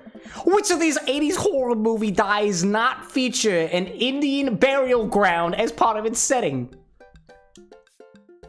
I think The Shining had an Indian burial ground. But, like, that was in the mountains, though. I've only ever watched The Shining, but I don't specifically remember whether there was an Indian burial ground as a part of it. It was a hotel. I'm gonna guess that one, because I don't know these other movies. No. Alrighty then. Seems like we're doing pretty well, but we're neck and neck with Brian and Matt's team. Those guys are pros. I look over to their table and give them a friendly, but competitive nod. I lock eyes with Brian. He gets a much sterner nod. And the next category is wrestling. Are you kidding me? Okay, we're totally boned. Hugo grabs my arm. Oh. Wait, I got this. Huh? Man, you know who I would want to wrestle with? Literally anyone. I crave human interaction. Please put me in a chokehold. And did you know that the average office chair travels 8 miles in a year? I bet you didn't. Or maybe you do, because you're always in an office chair. You're sitting there at work, trying not to go home. Specifically not thinking about your wife. Put this man out of his misery, please. Please, it's been so long since I've been held. Oh my God, Quinn. I can touch you. Hold, if I just like reach my hands out this way. Really, I really wish that I could get it. I've always pondered whether I should put a green screen thing here where you actually can see my hands over here reaching out of the. Anyways, little fourth wall breaking for you. I can only process my emotions by making jokes out of them. Let's start the quiz! Remember that this is the lightning round. The first people to answer gets the points. I look over to Hugo. He's focused. He's in it to win it 2013. Molotov cocktail. 47 people have refused to poo at work. Why wouldn't you? Shit on company time. Get paid for it. Question 1. This was the original name of Stone Cold Steve Austin in his debut for the WWE. Hugo's hand shoots up. Yes! The enthusiastic one over there. Steve Austin debuted as the Ringmaster. Oh. That is correct. Points to Havarti like it's 1999. Next question. This city was the location of the first ever WrestleMania. Hugo's hand shoots up again. Yes, the one who looks like he's known the answer for his entire life. The first WrestleMania was held in New York at Madison Square Garden in 1985. Another correct answer for Havarti, like it's 1999. Hugo's destroying these questions. He's so passionate about this. I've never seen him act like this before. It's honestly kind of hot. Oh, a tough one. This title match went down in history as the shortest match at WrestleMania to date. Hugo jumps up, more excited than I've ever seen him before. Chavo versus Kane. Oh, sorry, bucko, but that's incorrect. The answer is actually Daniel Bryan versus Sheamus at WrestleMania in 28. No, that's absolutely wrong. The real record is Chavo Guerrero vs. Kane, WrestleMania 24, March 30th, 2008. Kane took down Chavo with one chokeslam and pinned him for the 3 count. Will not stand for this travesty. Hey man, I'm just reading from the card here. I don't actually write these. Well, you're wrong. What are you, my ex-wife? Speaking of things that are not quite wrong, but potentially in question, fun fact, 2:16 p.m. is the most common time for people to feel most tired and find it hard to concentrate. This feels like a made-up number, but I'm gonna go with it. Solid fun facts. Yeah, Sheamus versus D. Bryan was super fast at literally seconds. Little Abe, how do you know that? Thanks, Snopes. Thank you, Snopes. The crowd erupts in laughter. Hugo blushes. Lil Abe, where were you for the rest of the trivia? To be fair, all of the WrestleMania stuff was pre-answered by our beautiful, beautiful cheesemate here, but, you know. Abe's a big wrestling fan. I learn more about this man every time he speaks. It was hilarious. The crowd erupts in laughter. Hugo blushes. He retreats into his chair. Oh. Fine. Wow. Hugo seemed really fired up about that. Where'd he get his encyclopedic knowledge of wrestling from? He was probably talking to Lil Abe at 2:16 p.m. Tomorrow at work. We'll all be tired. Bet. And now that you've put that into my brain, it'll just be how it is. Willpower says, hey, over on the YouTube side. Hello there, Willpower. We're drinking Doritos. Somehow. Wow, Hugo seemed to really be fired up about that. Where'd he get his encyclopedic knowledge of wrestling? How do you know so much about wrestling? I don't know. Well, I watched a lot of it when I was younger. I specifically watched WrestleMania. Also, my name is Abraham. Now, this at least. Well, you know, you just pick stuff up. No, you should be proud of that! Hugo, be proud of it, my man! That was beautiful! That sounds sus, but it seems like he doesn't want to talk about it. I turn my attention back to the Quizmaster. All right. Looks like we're down to the final category, and it's a close one between Provolone 2, Lost in New York.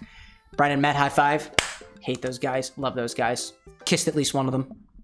And Havarti like it's 1999. You're going to high five. I high five. Hi, hello. We look over to Brian and Matt, Carmencita and Daisy, all playfully giving us thumbs down, sticking their tongues out. I eat a big chunk of cheddar without breaking eye contact just to show them how serious I am. And I'm gonna do the same thing by taking a big gulp of the Bangarang. And then live to regret it at least another day longer. Fun fact though, the average person gets distracted at least once every 20 minutes. I total my distractions up to about an hour and a half to 2 hours a day. Little Eb says he was working before now and watched a ton when he was, yeah, it's okay, no good, man. He's a working man out there. The final category is cool animals, not including my ex-wife. Animals, huh? Never could take care of another living thing. Hell, I can barely take care of myself. I'm falling apart. Anyway, here's the questions. What the fuck, my guy? The Canary Islands were named after what kind of animal? Canary! Canaries are birds. Wrong. I can't fucking believe it. What's the last animal that appears in the dictionary? It's the Ziziva. I know that one already. Correct. Fuck yes. What mammal has the thickest concentration of fur in nature?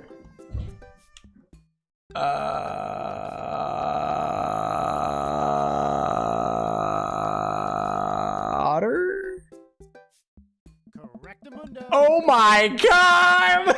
Fun fact, 50% of 5 to 10-year-olds have a mobile phone.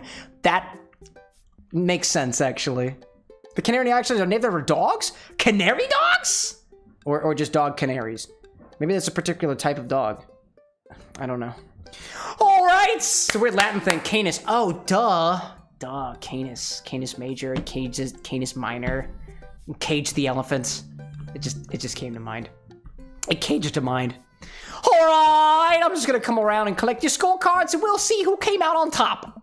Remember, the winning team gets a $25 gift card to Phil's Auto Care. If you need a car part, Phil's will fulfill all of your needs. Everyone oohs, and then they ah, and then continue to wonder about how the Canary Islands were actually made after dogs and wondered how the dogs got there. Y'all already know the answer. God, I want that gift card. I want it so badly. I don't even know if I have a card. I do have a card. It's got pictures of Amanda in it. The Quizmaster goes in the back to tally up the score. I pick up what's left of the cheese plate. There's a bit of brie here that tastes absolutely divine on a cracker with a little bit of honey and dried apricot.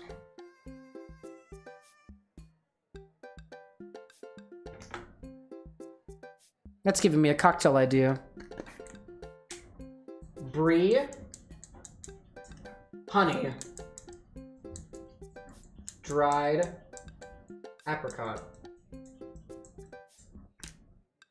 Oh, and don't forget trivia. Y'all may not realize it, but next week on Wednesday, 8 o'clock p.m. Eastern Standard Time, every single dad gets a drink. And you might have put 2 and 2 together, but if Hugo's the last dad, I had the least amount of time to come up with a drink for him. Who knows? Who knows? So there's brie, honey, and apricot. Oh, Annie! One of those grocery stores says they try a cheese basket. The Giant has brie. I know they do. Oh. I know they do. So what are your plans after our big win? I'm gonna probably retire and then continue to think about how dogs can be left pawed or right pawed, and then subsequently fall into an existential crisis. And probably do it somewhere tropical, like the Canary Islands. Very topical. Drink something out of a coconut. Also topical. I always wanted to do that. What about you? I'd probably take my winnings to Colin's gambling ring. Bet it all on blank. Walk out of there with more rubber bands in the shape of animals than I know how to do with. Bold! But I like your style. Oh. You want the last piece of Havarti? Nah, that's all you, man. You definitely earned it. He loves Havarti, though, specifically. Or maybe he wants the Havarti because we named the team after Havarti.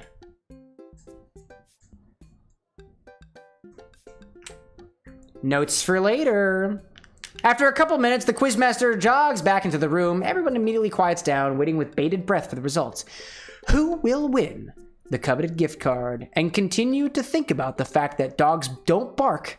They yodel instead. It has everything to do with the way that the vocal cords do their thing.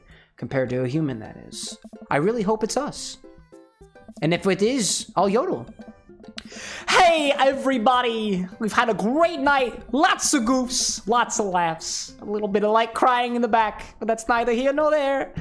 It was a close game, but the winner of tonight's trivia contest is... Provolone 2, Lost in New York. Come on down and get your gift card for Phil's Auto Care. Well, Phil nominal service is... God, I can't do this anymore. Please just take the gift card.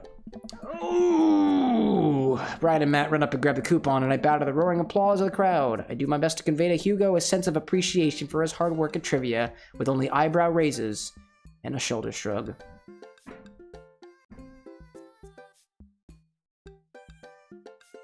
I'm an idiot. Hey. We'll get them next time, Camera. They haven't heard the last of Havarti like it's 1999. Or maybe they have. Fun fact, at the end, at 3 a.m., my boy, Jake, he's across the pond. I understand. Dogs have 3 eyelids. I've noticed that before. I've specifically, if you ever look deep into a dog's eyes as they're blinking, there's sometimes a little eyelid or 2 behind the other eyelids. How do you look deep into a dog's eye while they blink? You're asking how to look deeply into a dog's eyelid? Yes. Look at their eyes. What? What?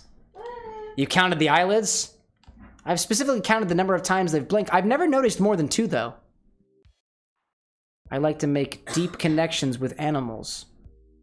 Emotionally. Mentally. Never physically, though. Never. What are you doing behind me, love? Don't question it. Okay, Anna's doing stuff behind me. It's got nothing to do with a physical, emotional, or mental connection, as opposed to what I have with dogs. Hugo and I walk back to our cul-de-sac, full of cheese and a sense of defeat. It's actually right disappointing. Brad says hi! Hi, Brad. Anna says hi. Brian's good, but I saw some tactical weaknesses there, which I think we can exploit for the next trivia night. Oh. He seemed weak on the literature. I think we can establish ourselves early on and it would hurt team morale. Maybe it would get them more focused on the cheese than winning. You're right. Next time we'll be prepared. Same about that one wrestling question, though. I'm not kidding. I plan to write a strongly worded letter to whoever employed that man. Come on. There's gotta be a story there. What do you mean? You didn't even stop to think. You pulled that wrestling knowledge out like you were there at the ring yourself. I don't know. Oh, it's just stuff I know. Ask again. Drop it. I want to know, my guy! Hugo, I figured you'd be better at lying after dealing with every kid in school for as long as you have. It's embarrassing. Ask again. I'm not gonna drop it. I want to know. You know what's actually embarrassing? Not being able to explain basic algebra to your daughter. You know what's definitely not embarrassing? Knowing stuff about wrestling. Yeah, Hugo sighs. All right. All right. If you really want to know, just follow me. Ooh, taking it back to his place. Lil Abe was at the front of a WWE SmackDown show? This guy's a lot more into wrestling than I thought he was. And yeah, it's okay. I sometimes, don't worry, Jake, I call Anna a variety of other things, not including her actual name. Sometimes it's inanimate objects. Sometimes I'll call her my Nilla wafer. Sometimes my acorn. Sometimes I call her my inanimate object. But like, the irony is in the part of the object, because she's not really an object. She's a person, you know? And I think that's kind of cute. Where's the giant dog that breaks into the house? That's earlier. They've already adopted the dog. But actually, that happens on the final date with Damien. So technically, the dog hasn't gotten here yet. Anna met. I didn't even catch that. That's a good one, Annie. I still don't have a horn with which to shout for puns. So you get this one. The second one was because it's a joke about my beautiful partner's name. And technically... Anyways. Hugo leads me to his house at the edge of the cul-de-sac. We step inside of his house. It's exactly what I expected it to be. Neat and filled top to bottom with books and art. Although I do see some bits of laundry, and I see a photo frame on the floor that's turned the other direction, and I wonder if that's a coping mechanism.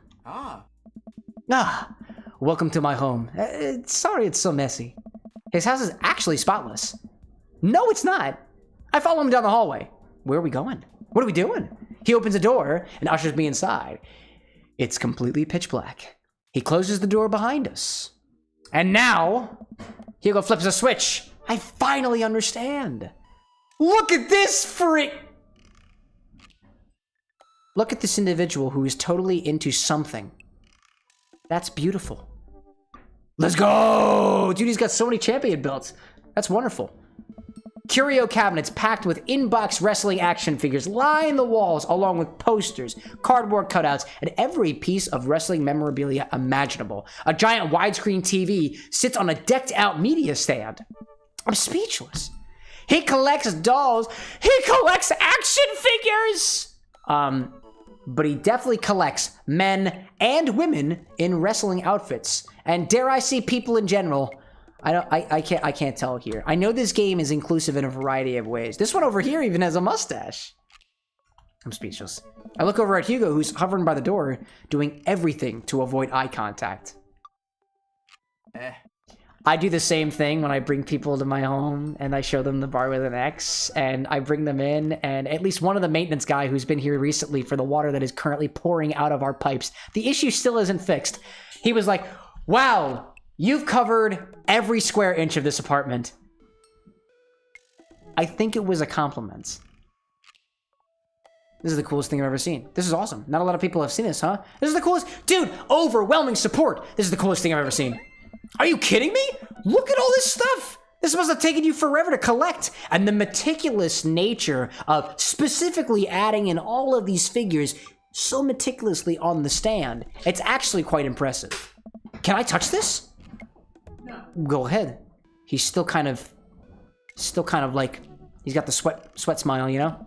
I pick up one of his regular championship belts, which I'm going to pantomime with what's a championship belt energy? This bottle of tacky glue, which I've been using to fix my favorite pen. And I toss it over my shoulder. I belt and I toss it over my shoulder. Oh, like this. Yeah. Do you smell what I'm cooking? It's definitely not glue that you'd huff in high school. I think the line is, It's meatballs. Meatballs? Hugo is also confused. I'm also confused. How does glue have anything to do with meatballs? Sorry, I don't watch a lot of wrestling. I just think it's cool how passionate you are about this. Seriously, though. This is your water drink reminder. I don't have any party hats. Thank you. What? My consumption has been redeemed nonetheless. Thank you for that, for all of y'all's. I'm gonna fill up some water over here. Oh my god, I spilled water on the floor. Oops. It's okay, it's okay, it's fine, it's fine, it's fine. This is why, instead of an actual mat, I have a towel right underneath my feet at all times. Sometimes, when I'm not wearing slippers, because they're specifically being cleaned, because my beautiful partner specifically decided and offered to wash them for me, and then subsequently complained about the task almost an hour and a half later. Whoa, whoa, whoa, whoa! I don't remember. It protects my feet from the floor. She's upstairs. Yes, Anna? I don't remember complaining. We have it on camera. I remember sassing you. Yeah, you sassed about it. I like it's to on sass camera. Rewind the tapes. Meatballs? Put these balls in your mouth. So forward. Annie, you are full of suggestive energy. I love it. How is married life? I don't even know, bro. Consumption. Let's go for the Doritos this time. Before I tell you about my married life. What is married life? Would you like to come into the square? Would you like to answer the question of married life? Married life is great. It's great because now we can exist in the same square together. Isn't this beautiful? I really just come over here to drink Isn't this water beautiful, because wifey? I forget. Wifey? Isn't this beautiful? I have to get you more water. Did you drink all of it? Yes. Is this uncomfortable for you? I'm trying to get shit done. Okay. I'm sorry. Bye-bye. I love you so much. You got any more dishes to do? Do I have more dishes to do? Did you take the bucket? No. I took everything but the bucket. Note, the grapefruit rinds are not considered dishes.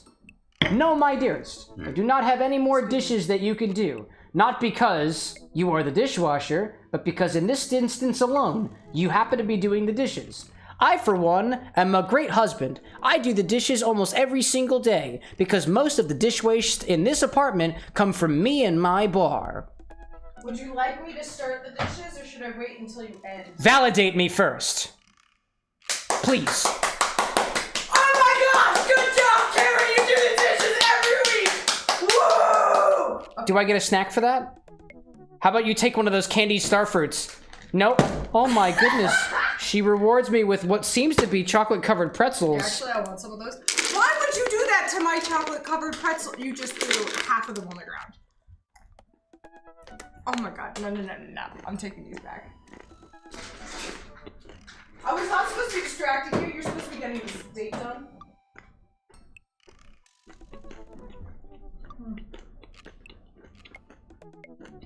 What I miss? The poor neighbors. Oh, they've been living with us for a while. What about those Swedish fish? How do you know that we have Swedish fish? Wait. Did you post that somewhere? No, wait, Brad, actually, how do you know that I have Swedish fish? And where do they go? I haven't told anybody about the Swedish fish. How did you know? Where are the Swedish fish? I literally bought Swedish fish for the cocktails on Wednesday. How did you know? Did you take a picture and post it on your story? They're in the Garnish side thingy. Are they really? Are they really? Right here. Wait, yeah, they are. How the shit did you see that? Wait, I need to see this. That's so awesome. That's Did you great. see it? We got them from Anna on Monday. It's true. I did get them from Anna on Monday. Oh, I threw them to you on Monday! Did you really? Because I tried to put them in your box and you were like, no. Oh, you're right. You're totally right. And I will put them. That's so funny. And you were like, hey, I'm drinking a ton of milk. Oh my God, you're right. I was like, wait a minute. Oh my God. Like one? I was very drunk. I wasn't drunk. I don't know what you're talking about. You wanted this? Do we put it in the Doritos?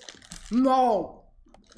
All right. That's a waste of a good Swedish fish. Anyway, Would you like to eat it? I'm gonna talk to Hugo about WrestleMania.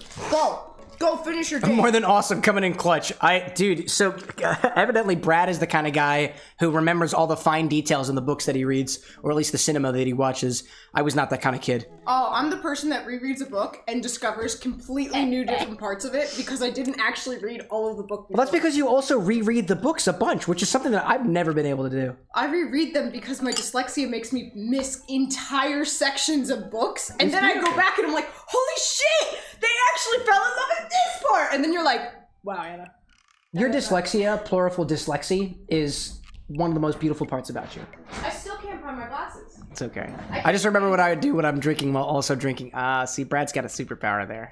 What's a superpower? Oh my goodness. I hate rereading because I remember too much and it's not funny anymore. Anna, you were speaking to the right person here. That's me. I love to read. Oh my I can god. give you a lot of manga. I've been collecting. So we're gonna continue talking to Hugo over here. By the way, WrestleMania! anybody, I just wanna state what might be in somebody's mind. Why does your wife keep coming in and interrupting the stream? You may be thinking to yourself, because she's my wife and she's my beautiful partner and she can stop the show all she wants to, and I love it. And she has really bad ADHD like right now. It's beautiful. I love you, dear. I can't find my glasses. It's beautiful. We like I Anna. keep forgetting Oh, to she look. isn't interrupting. Oh, I know. I know that there are people out there. I'm just speaking for the devil's advocate. Anna's the guest star. What's? Yes, it is. I need to clean that. Okay. Would you be okay with me I have continuing with the stream while you clean? Find my glasses. She's off on it. We're going for it. I love this. If we would have a redemption reward for Anna, we would. It would have no hat. I'd have no hats. I can't make you pay for my wife. I can't do that. I can't do that to her. Wait, how are you paying for this? Oh my goodness. Party hats, love. Oh, that's lame. Sorry, dear. I don't do a lot of wrestling. Do I? I just think it's so cool how passionate you are about this. Specifically. Passionate about this. Anna is passionate about Disney. Oh. Packing my crown. Yeah, I really, really like wrestling. He's blushing so hard right now. I need Cam to say, Simon says, Anna say, stop the show. No. What's this? Anna won't do that. She cares too much. And I found my glasses. They got lost again. Hugo, you brought the wrong kind of pizza rolls again. I love how Ernest refers to his father by his first name. Looks like Ernest just got home. He's yelling in from the hallway. I can see Hugo immediately deflate. Oh. I told you, those pizza rolls have less sodium. I just want you to be healthy, son. Ernest comes into Hugo's wrestling room and looks around with disgust. He notices me, scoffing, wondering what he would do to Simon Says his father to get him to do stuff. I thought nobody was allowed in your precious wrestling room. I never said that. I just said you're not allowed to take the action figures out of their boxes and pose them so that they're having sex with each other. Ernest gets flustered. Yeah, well, whatever. I'm gonna go throw eggs at stuff. Have fun with your stupid wrestling crap. Ernest leaves, and then a moment later, pops his head back in the room. And you stupid Fred. Ernest storms back out of the room. I almost bought vape stuff for this guy. I hear a door slam. Hugo wearily runs his hand through his hair. I'm sorry about that. And sorry that I have to keep apologizing about him. He's just going through a phase, I guess. I try so hard to impress him, but it's obvious that no matter what I do, he hates me. Ernest has a thing against authority figures, and you don't get much more authoritative than a teacher dad. My ex... he gets to be the fun weekend dad, and I'm just... Hugo, who makes Ernest eat his vegetables and turn his homework in on time. Hey, you love him, and you're looking out for his best interest. Take it from one dad to another. Someday he'll come to appreciate you. Maybe not someday soon, but someday. I hope so. Thanks for letting me vent. Hugo glances at his watch. Suppose it's getting kind of late. Let's do some trivia again sometime soon? I would absolutely love to. I start to leave. And hey, thanks for showing me your wrestling stuff. Maybe you can tell me more about it sometime. Next time. Hugo smiles a bit. Hey. That would be amazing. I'll catch you around. It only takes me a minute to walk back home. Amanda's sitting on the couch, reading a book about female photographers. Wow. Thought you didn't like reading. I don't. This book is all pictures.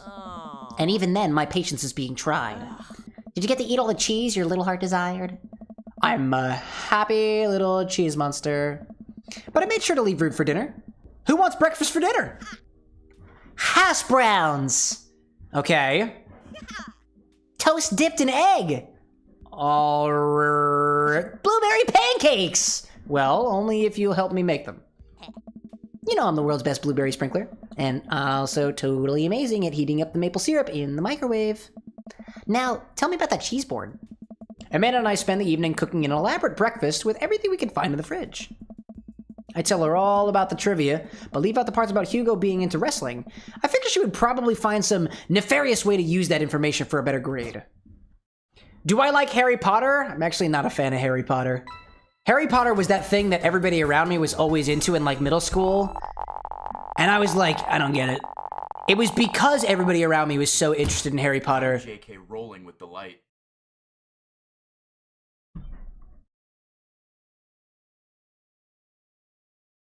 You did that on purpose. You did that on purpose, didn't you? Jake, you knew. You knew. Didn't you? Did you not just hear what Hugo just said? I'm JK rolling with delight. Do you like Harry Potter? I'm JK rolling with delight. You knew! I can't believe it. That was beautiful. I can't believe that. Wow, I'm absolutely dumbfounded. That was good. Welcome. That was really You've good. got Dads. Dude, I'm impressed. I'm even turned on a little bit. That was wild. I might like Harry Potter a little bit more now because of that. Wow. I'm gonna JK rail this guy.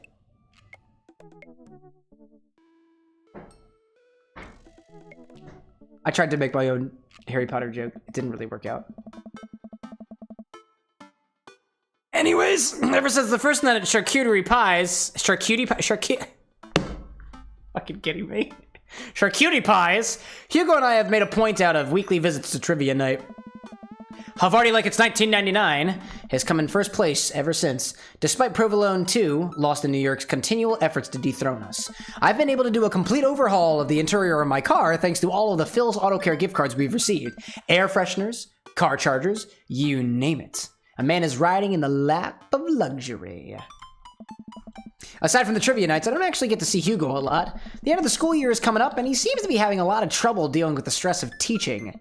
I think back to the dinner I had last night, which was actually just breakfast, which included a number of blueberry pancakes, other types of pancakes, as well as biscuits and gravy. And now we got the whole crowd thinking about it. I should do something nice for him. Hugo. Maybe help him take his mind off of screaming teenagers.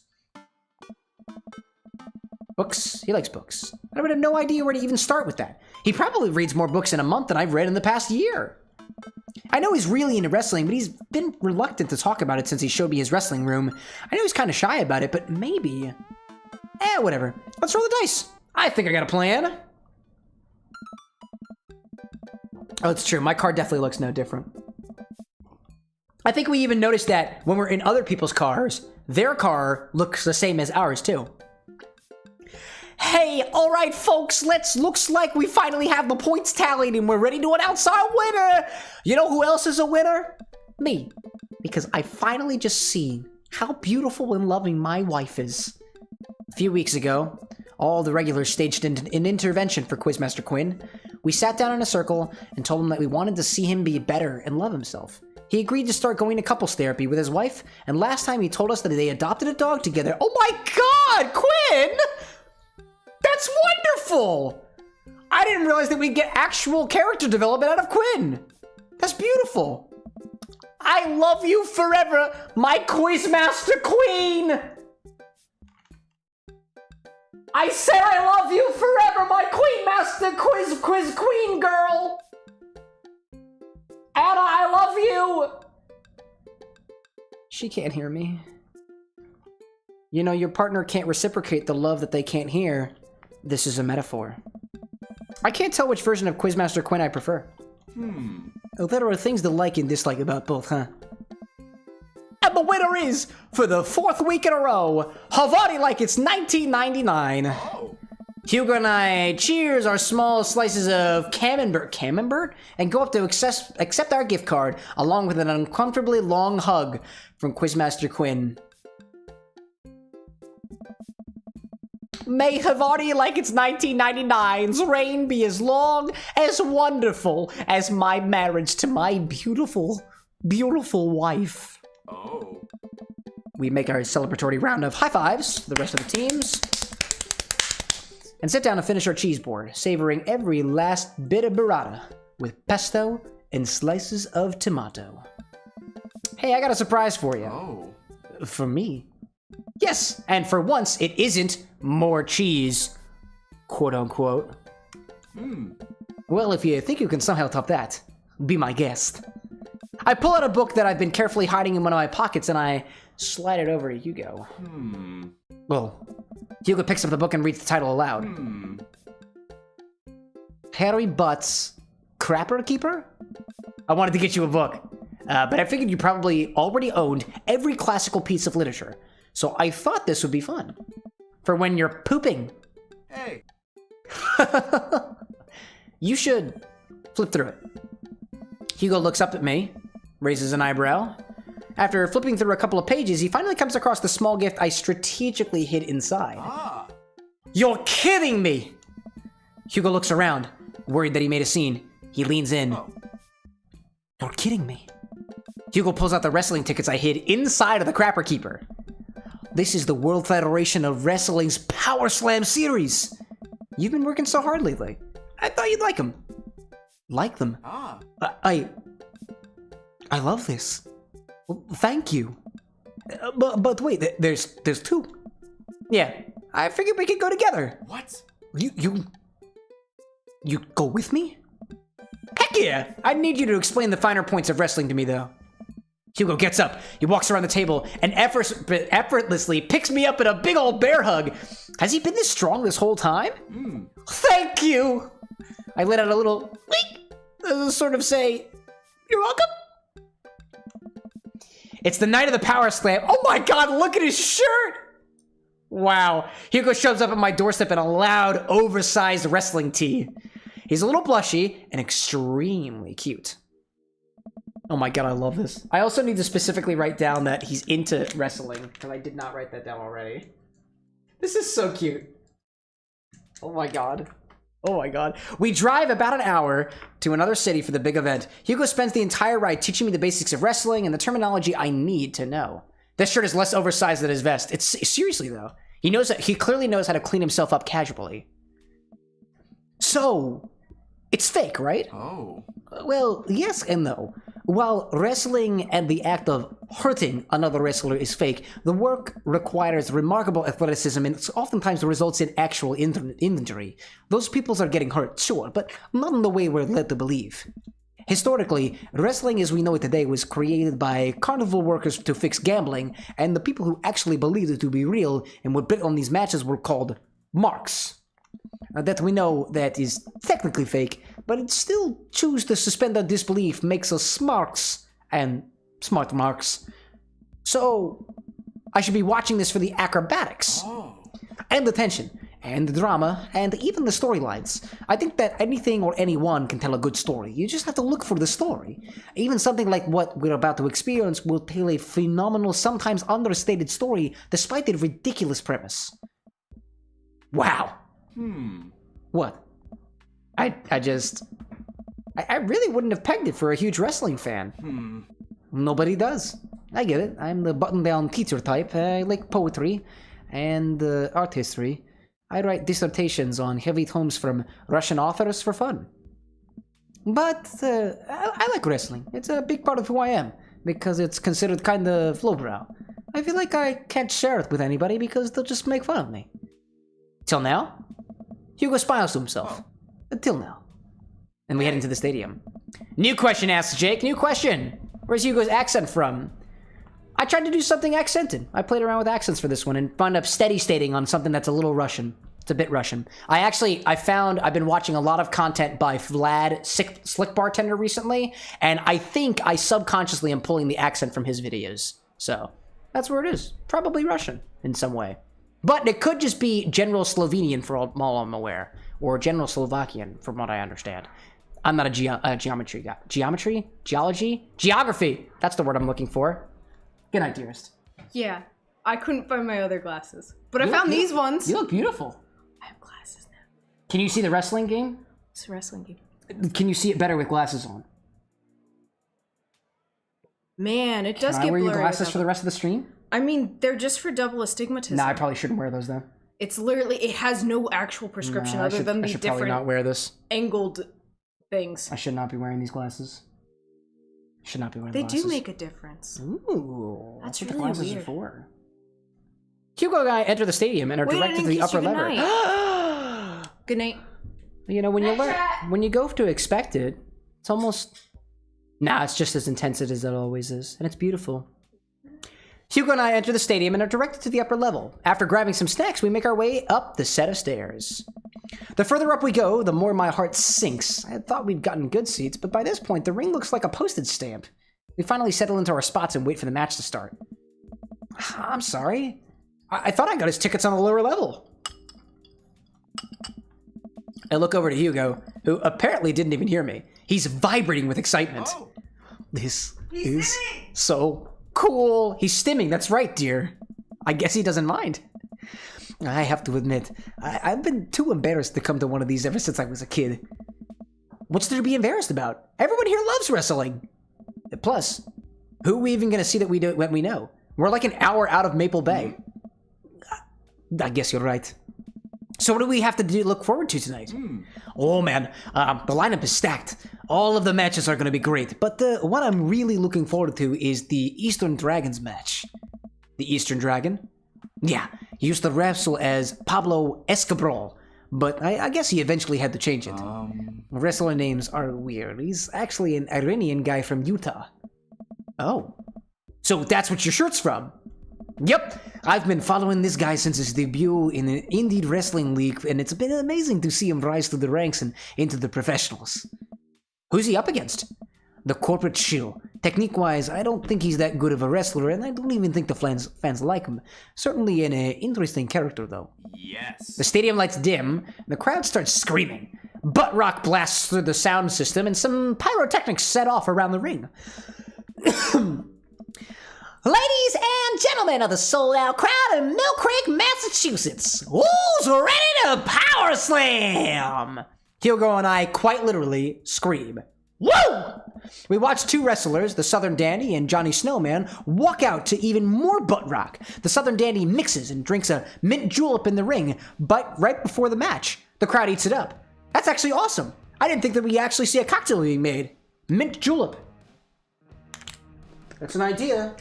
Mint julep. Specifically for this moment right here. That's oddly specific. The crowd eats it up. The Southern Dandy's from Maine. Is Johnny Snowman not from the North Pole? He's from Georgia, actually. After a long match, Johnny Snowman, who's dressed up like a muscular elf, does what Hugo calls a German suplex on the Southern Dandy. What did I just watch? Kill him, Johnny! Elbow the neck out of him, Johnny! Show that Southern Dandy some North Pole manners! Johnny Snowman does indeed elbow the heck out of him. It's gotta hurt. Oh god, is he okay? Wrestling is a sport of communication. All of these guys train together to know not only how to perform moves, but also how to respond to them. It allows them to look like they're being hurt, but only being kind of hurt. The crowd cheers as Johnny Snowman pins the Southern Dandy and is announced as the winner. The next match features a wrestler named Generation Y2K, who comes out looking like a hipster barista. He takes selfies with the fans on the way up to the ring and pauses after every one to post it onto Instagram. He's really playing up the millennial thing, huh? He's sort of the boogeyman to old-timer wrestling fans. His opponent, the old-timer, walks out. Oh.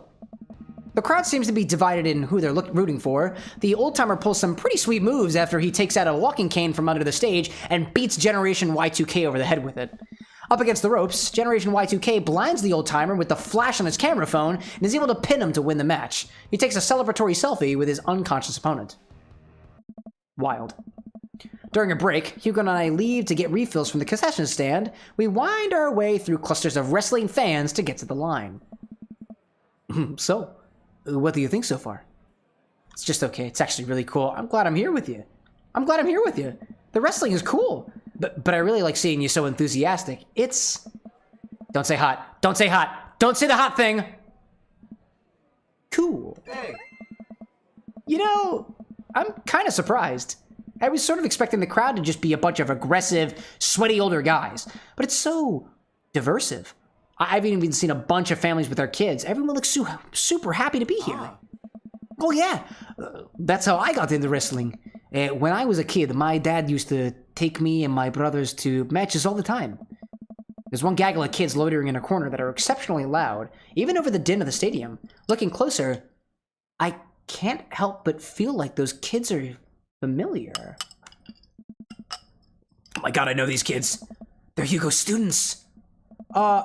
So, don't turn around, I'm going to tell you this.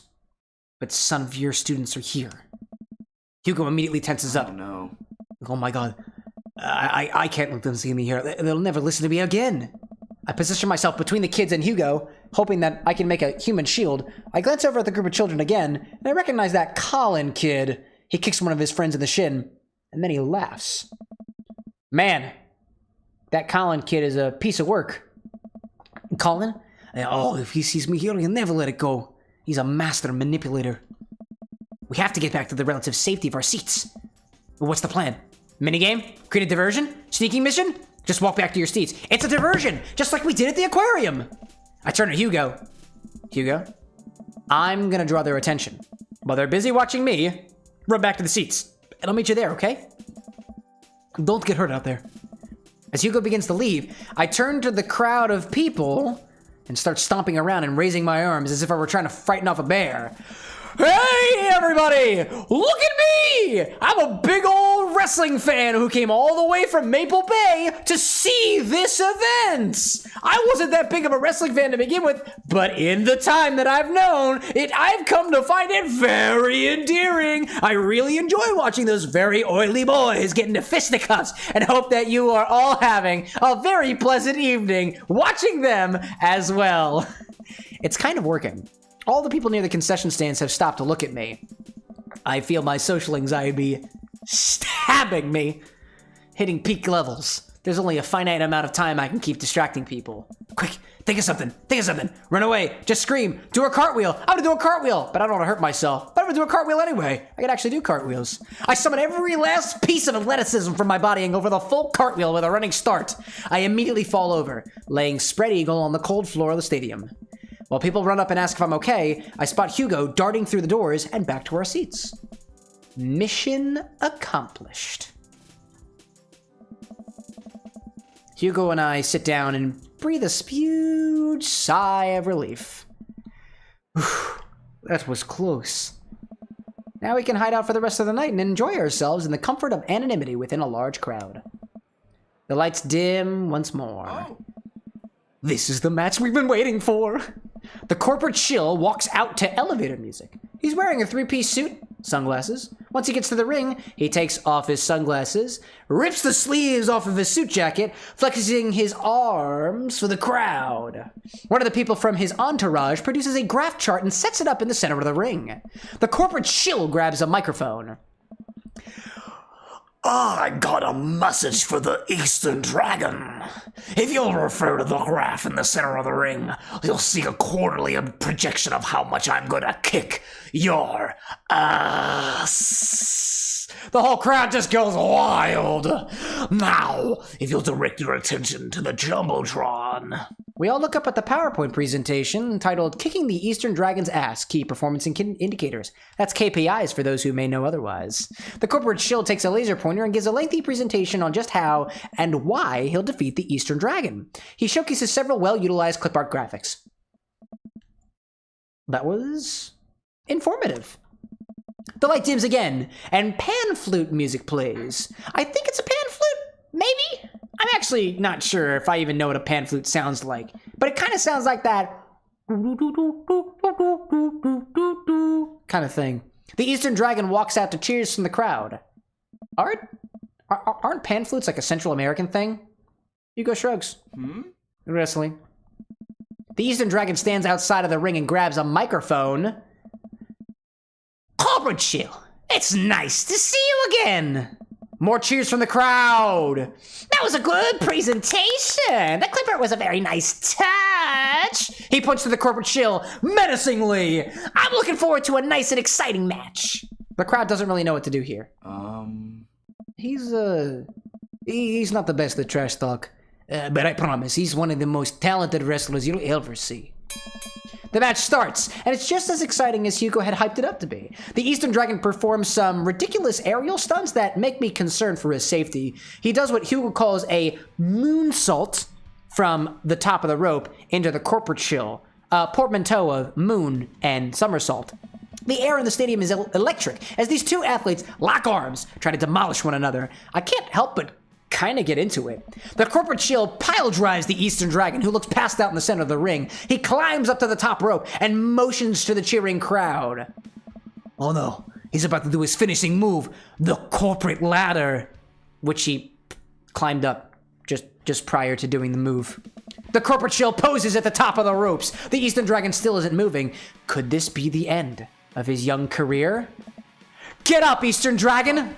You can do it, Eastern Dragon! The Corporate Chill launches off of the top rope in a huge arc. Bree brings his elbow down on the Eastern Dragon with the full force of a Fortune 500 company, putting local vendors completely out of business. The Corporate Chill pins the Eastern Dragon, and the match ends. Hugo sinks into his chair. Man, he should have won that. I sit down with Hugo. What a match! It was amazing. I think I'm a fan of wrestling now? Hugo looks over to me and our eyes catch. I'm glad. The event goes on, and we have a little downtime before the next match. We decide to just relax in our seats to avoid the middle schoolers. It's unlikely they would ever notice us in the upper level nosebleeds. I look up at the Jumbotron. Oh, hey, look! They're doing that kiss cam thing. It zooms in on a bunch of cute couples who all do a quick smooch to raucous cheers from the crowd. Oh my god, is this what this leads up to? Oh, that's so nice. And then it zooms in on Hugo and I! Huh? What? What? What do I do here? I look over to Hugo and see the same mortified expression on his face. The entire crowd is chanting, and neither of us know what to do. Give the crowd what they want. Protect Hugo's identity. Try to ignore it. I must protect my Hugo. I must protect him. I jump in front of Hugo and start giving the camera the finger. Get him out of here. They can't show that on television, can they? They can't do it. I'm doing this. I'm flipping off the Jumbotron. The camera immediately moves on. I guess all the sweaty violence is fine, but a finger is not. And especially not a finger misplaced. Thanks. I think? I sit down again, trying to ignore the dirty looks I'm getting from people who came down here for wholesome content. So much for laying low, I guess. The rest of the match thankfully goes off without a incident. Hugo and I eventually laugh off the kiss cam and get back into the wrestling. After the show ends, he convinces me to hang back and let the rest of the crowd exit so that we wouldn't risk running into Colin and his awful group of friends. That was wild. By the time Hugo and I walk back to his car, most of the wrestling fans have cleared out. The parking lot is surprisingly empty, save for a beat-up car parked a few spots down from us. We rarely keep an eye out for any stray middle schoolers as we hang out by my car. Man, that was an experience. Right? It's one thing to watch it on TV, but to be there in person is just... wow. Thank you. Again. I would have never gotten to experience this if it weren't for you. It's just me and Hugo, in front of the car, in an empty parking lot that oddly enough looks like a football field? I look down. Kind of funny. About the kiss cam, huh? Yeah. It was super funny. But neither of us are smiling. We look into each other's eyes, and I can feel a warmth radiating from my cheeks. We stare at each other for just a little bit too long. Hey, cool shirts! I turn around to see a guy in a hoodie and basketball shorts walking up to us, a duffel bag slung over his shoulder. Which guy is this? I think this is the corporate guy. Oh wait, no, that's totally Pablo Escobar, who now goes by, I think, the corporate ladder guy. I can't remember. I haven't seen one of those in years. Whoa. Oh my god. Yeah. I got it from a trade with this guy from streetsmarks.net. I love that website. Someone always posts these awesome, super detailed breakdowns of the matches in the indie circuit. Have you seen those? Names like, J something. JD Slaminger? Yeah, that's him. Those are my write-ups. You're JD Slaminger. You're kidding. Oh man, I'm such a huge fan of your work. It's so nice to meet you. The man vigorously shakes Hugo's hands. Oh my god! I'm honored. Man, I wish I could stay and chat. I have so many questions, but I'll PM you on the forums if you ever want to talk shop. Yeah, absolutely. The man starts walking away. Hugo coughs nervously to get his attention again. Is there any chance you could sign my shirt? The guy turns around and beams. Sure thing, man. Wait! It all finally clicks into place for me. You're the Eastern Dragon! I got the two mixed up. I love your work! Thank you, man. The Eastern Dragon signs Hugo's shirt, waves goodbye, and walks to his car. I stand there with my mouth open the entire time. That was the Eastern Dragon! Oh. He likes my work. Dude, you're like friends with the Eastern Dragon now. He's gonna PM me? Hugo and I high five. Yes, dude! Absolutely! He's so excited he's shaking. Mr. Vega? Oh man, Colin and his cronies just pop up out of nowhere. Oh no! Here we go. What? Colin, nice to see you and your friends all the way out here. What are you doing here? I don't see a library anywhere near I us. don't know. I was watching the Power Slam series with my friend. Mr. Vega likes wrestling. What a fart knocker. One who fart knocks. Actually, that's pretty cool. Shut up, dickweed. Nah, man. That's actually rad as hell. Who are you just talking to? Probably one of those stupid nerd friends. Actually, he was talking to his good buddy, the Eastern Dragon. All of Colin's friends gasp. Guys, come on. He's lying. There's no way the Eastern Dragon would hang out with these losers. Oh yeah? How did I get his autograph then? Which I can't see on his shirt, by the way. Colin's friends lose their minds. They're screaming their heads off. Colin's red with anger. See you in class, bitch. Oh my god! You can't see that. Who's gonna believe you? Hugo and I hop into the car to a tune of more children screaming! Oh my god! We laugh it all the way home. He called the kid bitch. He fucking called the kid bitch! That's awesome, dude! Definitely not school appropriate though, but it's after hours, man. Why would you diss your teacher after hours? Hugo and I descend the stairs of his home into his wrestling man cave where we both crack a beer. We're both winding down after an exciting evening. So if you were a wrestler, what would your persona be? Hugo answers immediately. Oh. JD Slaminger, my forum name. I gotta represent my literary roots. My costume would be a tweed coat and my finishing move would be a catcher in the eye, where I poke my opponent's eyes out and call him a phony. JD Slaminger. JD Salinger? Catcher in the eye? I'm much more a literature nerd now than I was about an hour and a half ago. Wow. I've given in a lot of thought. What about you? I would be Tom Clancy, Mario Batali, Dad. Gotta be a thing. Tom Clancy does books. Bomb Clancy. I'd come out in a bomber jacket, aviator sunglasses, and a navy cap.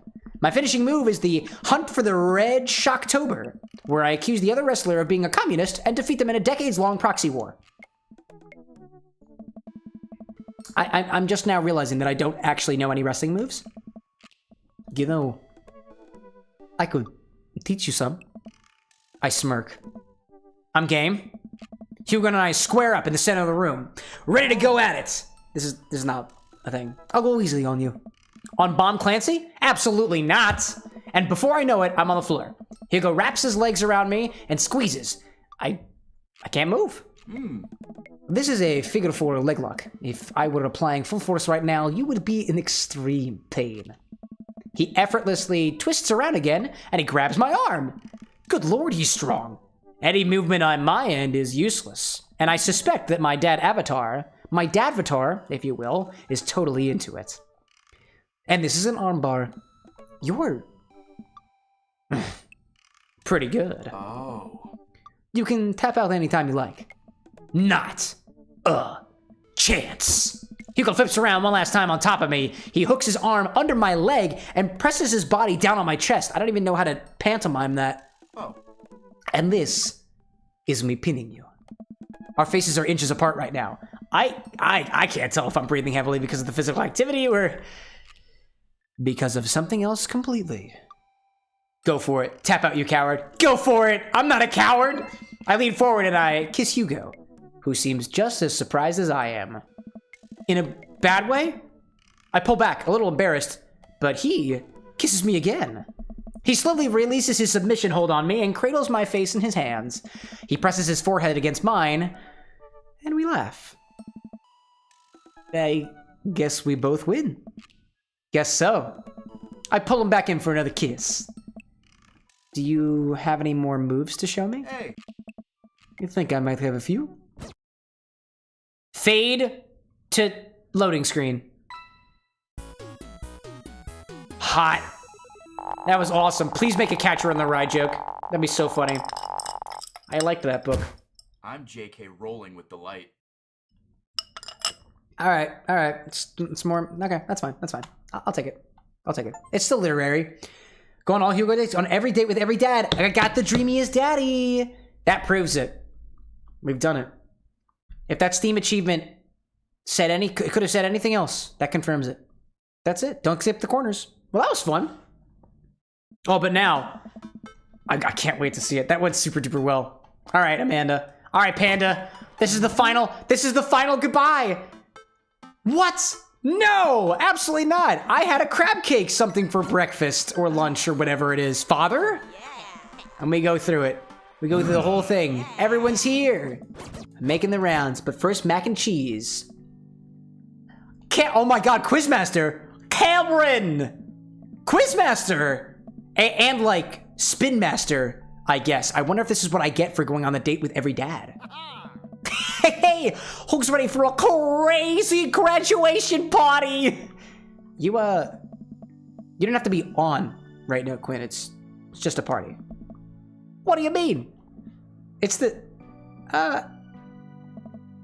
you know what? Keep that energy.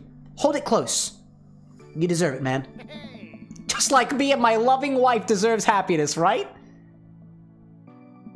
You know it, man. Yeah, Cameron, my dude. Yeah, Pablo. Sure, business is going well, as per the usual. That's what he does. My buddy Pablo. I met him when I was dating Matt. I've been dating everybody.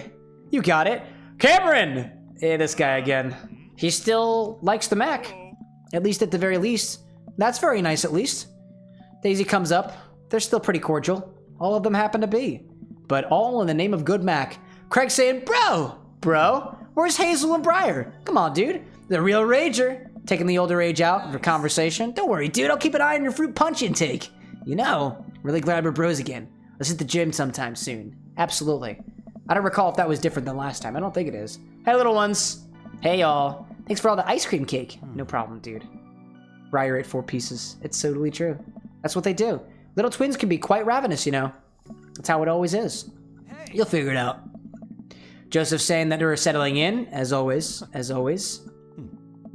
Maybe if you'll stop by. Maybe go out on the boat again. Robert, buddy. Good stuff. As always. Thanks again. Hey man, says Matt. When he leaves the college, bread Kennedy's. Very good stuff. What a splendid garden party. Lucien and I remember the oregano. Ernest says, Hey, I turn to see Ernest, looking like he has something to say. Hey, Ernest. thanks for being nice to my dad. Whoa. People are real mean to him sometimes. I mean, I guess I am too. But, he seems happy when you're around, so, that's cool. Well, geez, Ernest. I don't really know what to say. You know, I think people got you pegged wrong. You got a soft side. If you tell anyone about this, or that you saw me weeping at the theater, I'm gonna set your trash can on fire. There it is. Also, you don't know me.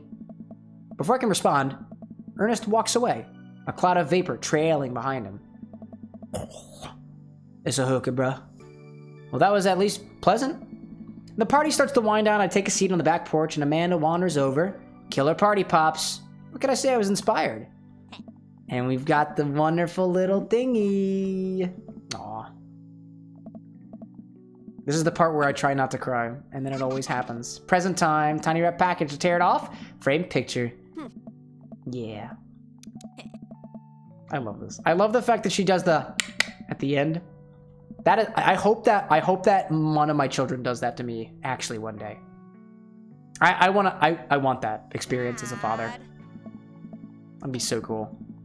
Somebody's been waiting to talk to you. It's Hugo. Peace out, Pops. Peace out, Panda.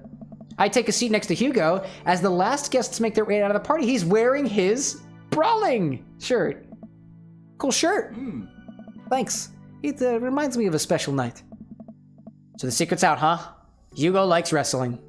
You know, I was really nervous to come here dressed like this, but everybody in the neighborhood, they were nothing but accepting of me and my hobbies. It turns out that Craig's a huge fan too. And Colin told everyone at school that I'm not into wrestling, but it actually backfired on him. The kids have a weird sort of respect for me now. A few of them even asked me to be the sponsor for their wrestling club. And not the Olympic wrestling. The wrestling that I like. I actually like both, but there's an important distinction, and I think you know which one I'm talking about. See? Just goes to show there's nothing wrong with being open about what you like. Hey. I agree. And as long as I'm being open, I'm also a huge fan of very handsome dads who throw great parties for their kid and love a good word jumble. I blush. And I'm a big fan of... Quick, think of something clever. Hugo's? This Hugo specifically. Yes. Hugo drapes an arm around my shoulder and pulls me closer. He plants a soft kiss on my forehead. I'm happy here. Me too. Hugo and I watch the sun dip below the horizon together. Hey, do you think maybe later you could show me some new wrestling moves? Oh. Cameron, how about I show you my pump handle pile driver? I can't help but giggle at that one. That one sounds sexual. What's that? Oh. You'll see. That sounded sexual. That was downright sexual. Oh my goodness gracious. Well, that was it. Wow, look at that! That was fun! That was really, really nice. That's all the dad dates. That's so great. I think... Oh, I love that. I thought maybe there's something that you get if you do like all the dads perfectly, but I'm not much of a completionist when it comes to things like that. That was awesome. Oh, look at our boy! It's the cheeses and meats, and he undid it. That means he ties his bow tie. Fun fact: this bow tie, it's a clip-on. Clip-on bow tie. Who knew? I don't know how to tie a bow tie. One day I will, but for now, I don't. I love this so much. Oh god, I love that. That's so cool. Oh, that was wonderful. Oh my goodness, well that's it, y'all. That's all the dads. That's all the dads of the dream, in the Dream Daddy. Recollecting on this journey that we've had so far, we've dated a number of dads. Every single one of these Dream Daddies. We started off with Brian, a, ginger-faced, fish-loving, one-upping kind of dad who, in the very end, we got to share a nice little embrace with. It was nice. I don't remember. I think we kissed him, I think. Then we moved our way on to, I believe it was Robert. Robert was the second dad. Robert's second dad was wonderful. Actually, you know what? I'm not I'll do my collection of collection of daddenings next week on Wednesday when I showcase a cocktail for every single dad in the collection here. So now that we've all made it to the bitter end, I'll just remind everybody of a couple of things happening. We're doing a little bit of a traveling. So on Monday, there will be no stream, which actually kind of works out because there's really not much for us to do in Dream Daddy anyway. There is some secret stuff that happens, but maybe we'll save that for another time. On Wednesday at 8 o'clock p.m. Eastern Standard Time, we'll be staying here at the bar for the entire duration of the stream, all making cocktails inspired by every single one of the dads from this game. There'll be a cocktail for Brian and Robert and Damien and Hugo and Matt and Joseph and Craig, and I think I named all of them, not specifically in that order, because over the course of the past couple of weeks or so, about a month and a half or so, we've been trying to fill up our experiences with all of these dads here to try to draw some inspiration from these drinks that come out of here. So if you're into that kind of stuff, stick around for Wednesday. We'll be showcasing all of them, and eventually all the recipes will make their way up onto the blog with an X on the website. I've been very behind on that. I still haven't caught up on the Paper Mario stuff because I'm pretty much the only guy who runs the show here. But I have a lot of fun with it. And the only reason I get to do this is because people like y'all keep sticking around. So thanks so much of that. I'm actually really happy that I made it so that the chat messages don't disappear by the end. It just feels like there's so many more people here. Like there's hundreds and thousands of people all watching and all joining along with me. Which there is, or there will be. So thank you all for that. I really appreciate it. So best of luck for all of our travels, and I wish you the best of luck on your travels as well if you happen to be traveling. For the night though, if the moon is shining, have a wonderful rest of your night. And if the sun is out there, have a wonderful rest of your morning, dawn, evening, or twilight. This is what we do here. We play video games and make drinks based off of the things that we have. Every stream a new recipe, and I have a lot of fun with that. And I'll also announce what the next game that we're playing is too on Wednesday. I'm not going to give any hints, not just yet, but you might catch some if you've been paying attention. So to everybody out there, thanks. Cheers, and until next time, y'all. Bye.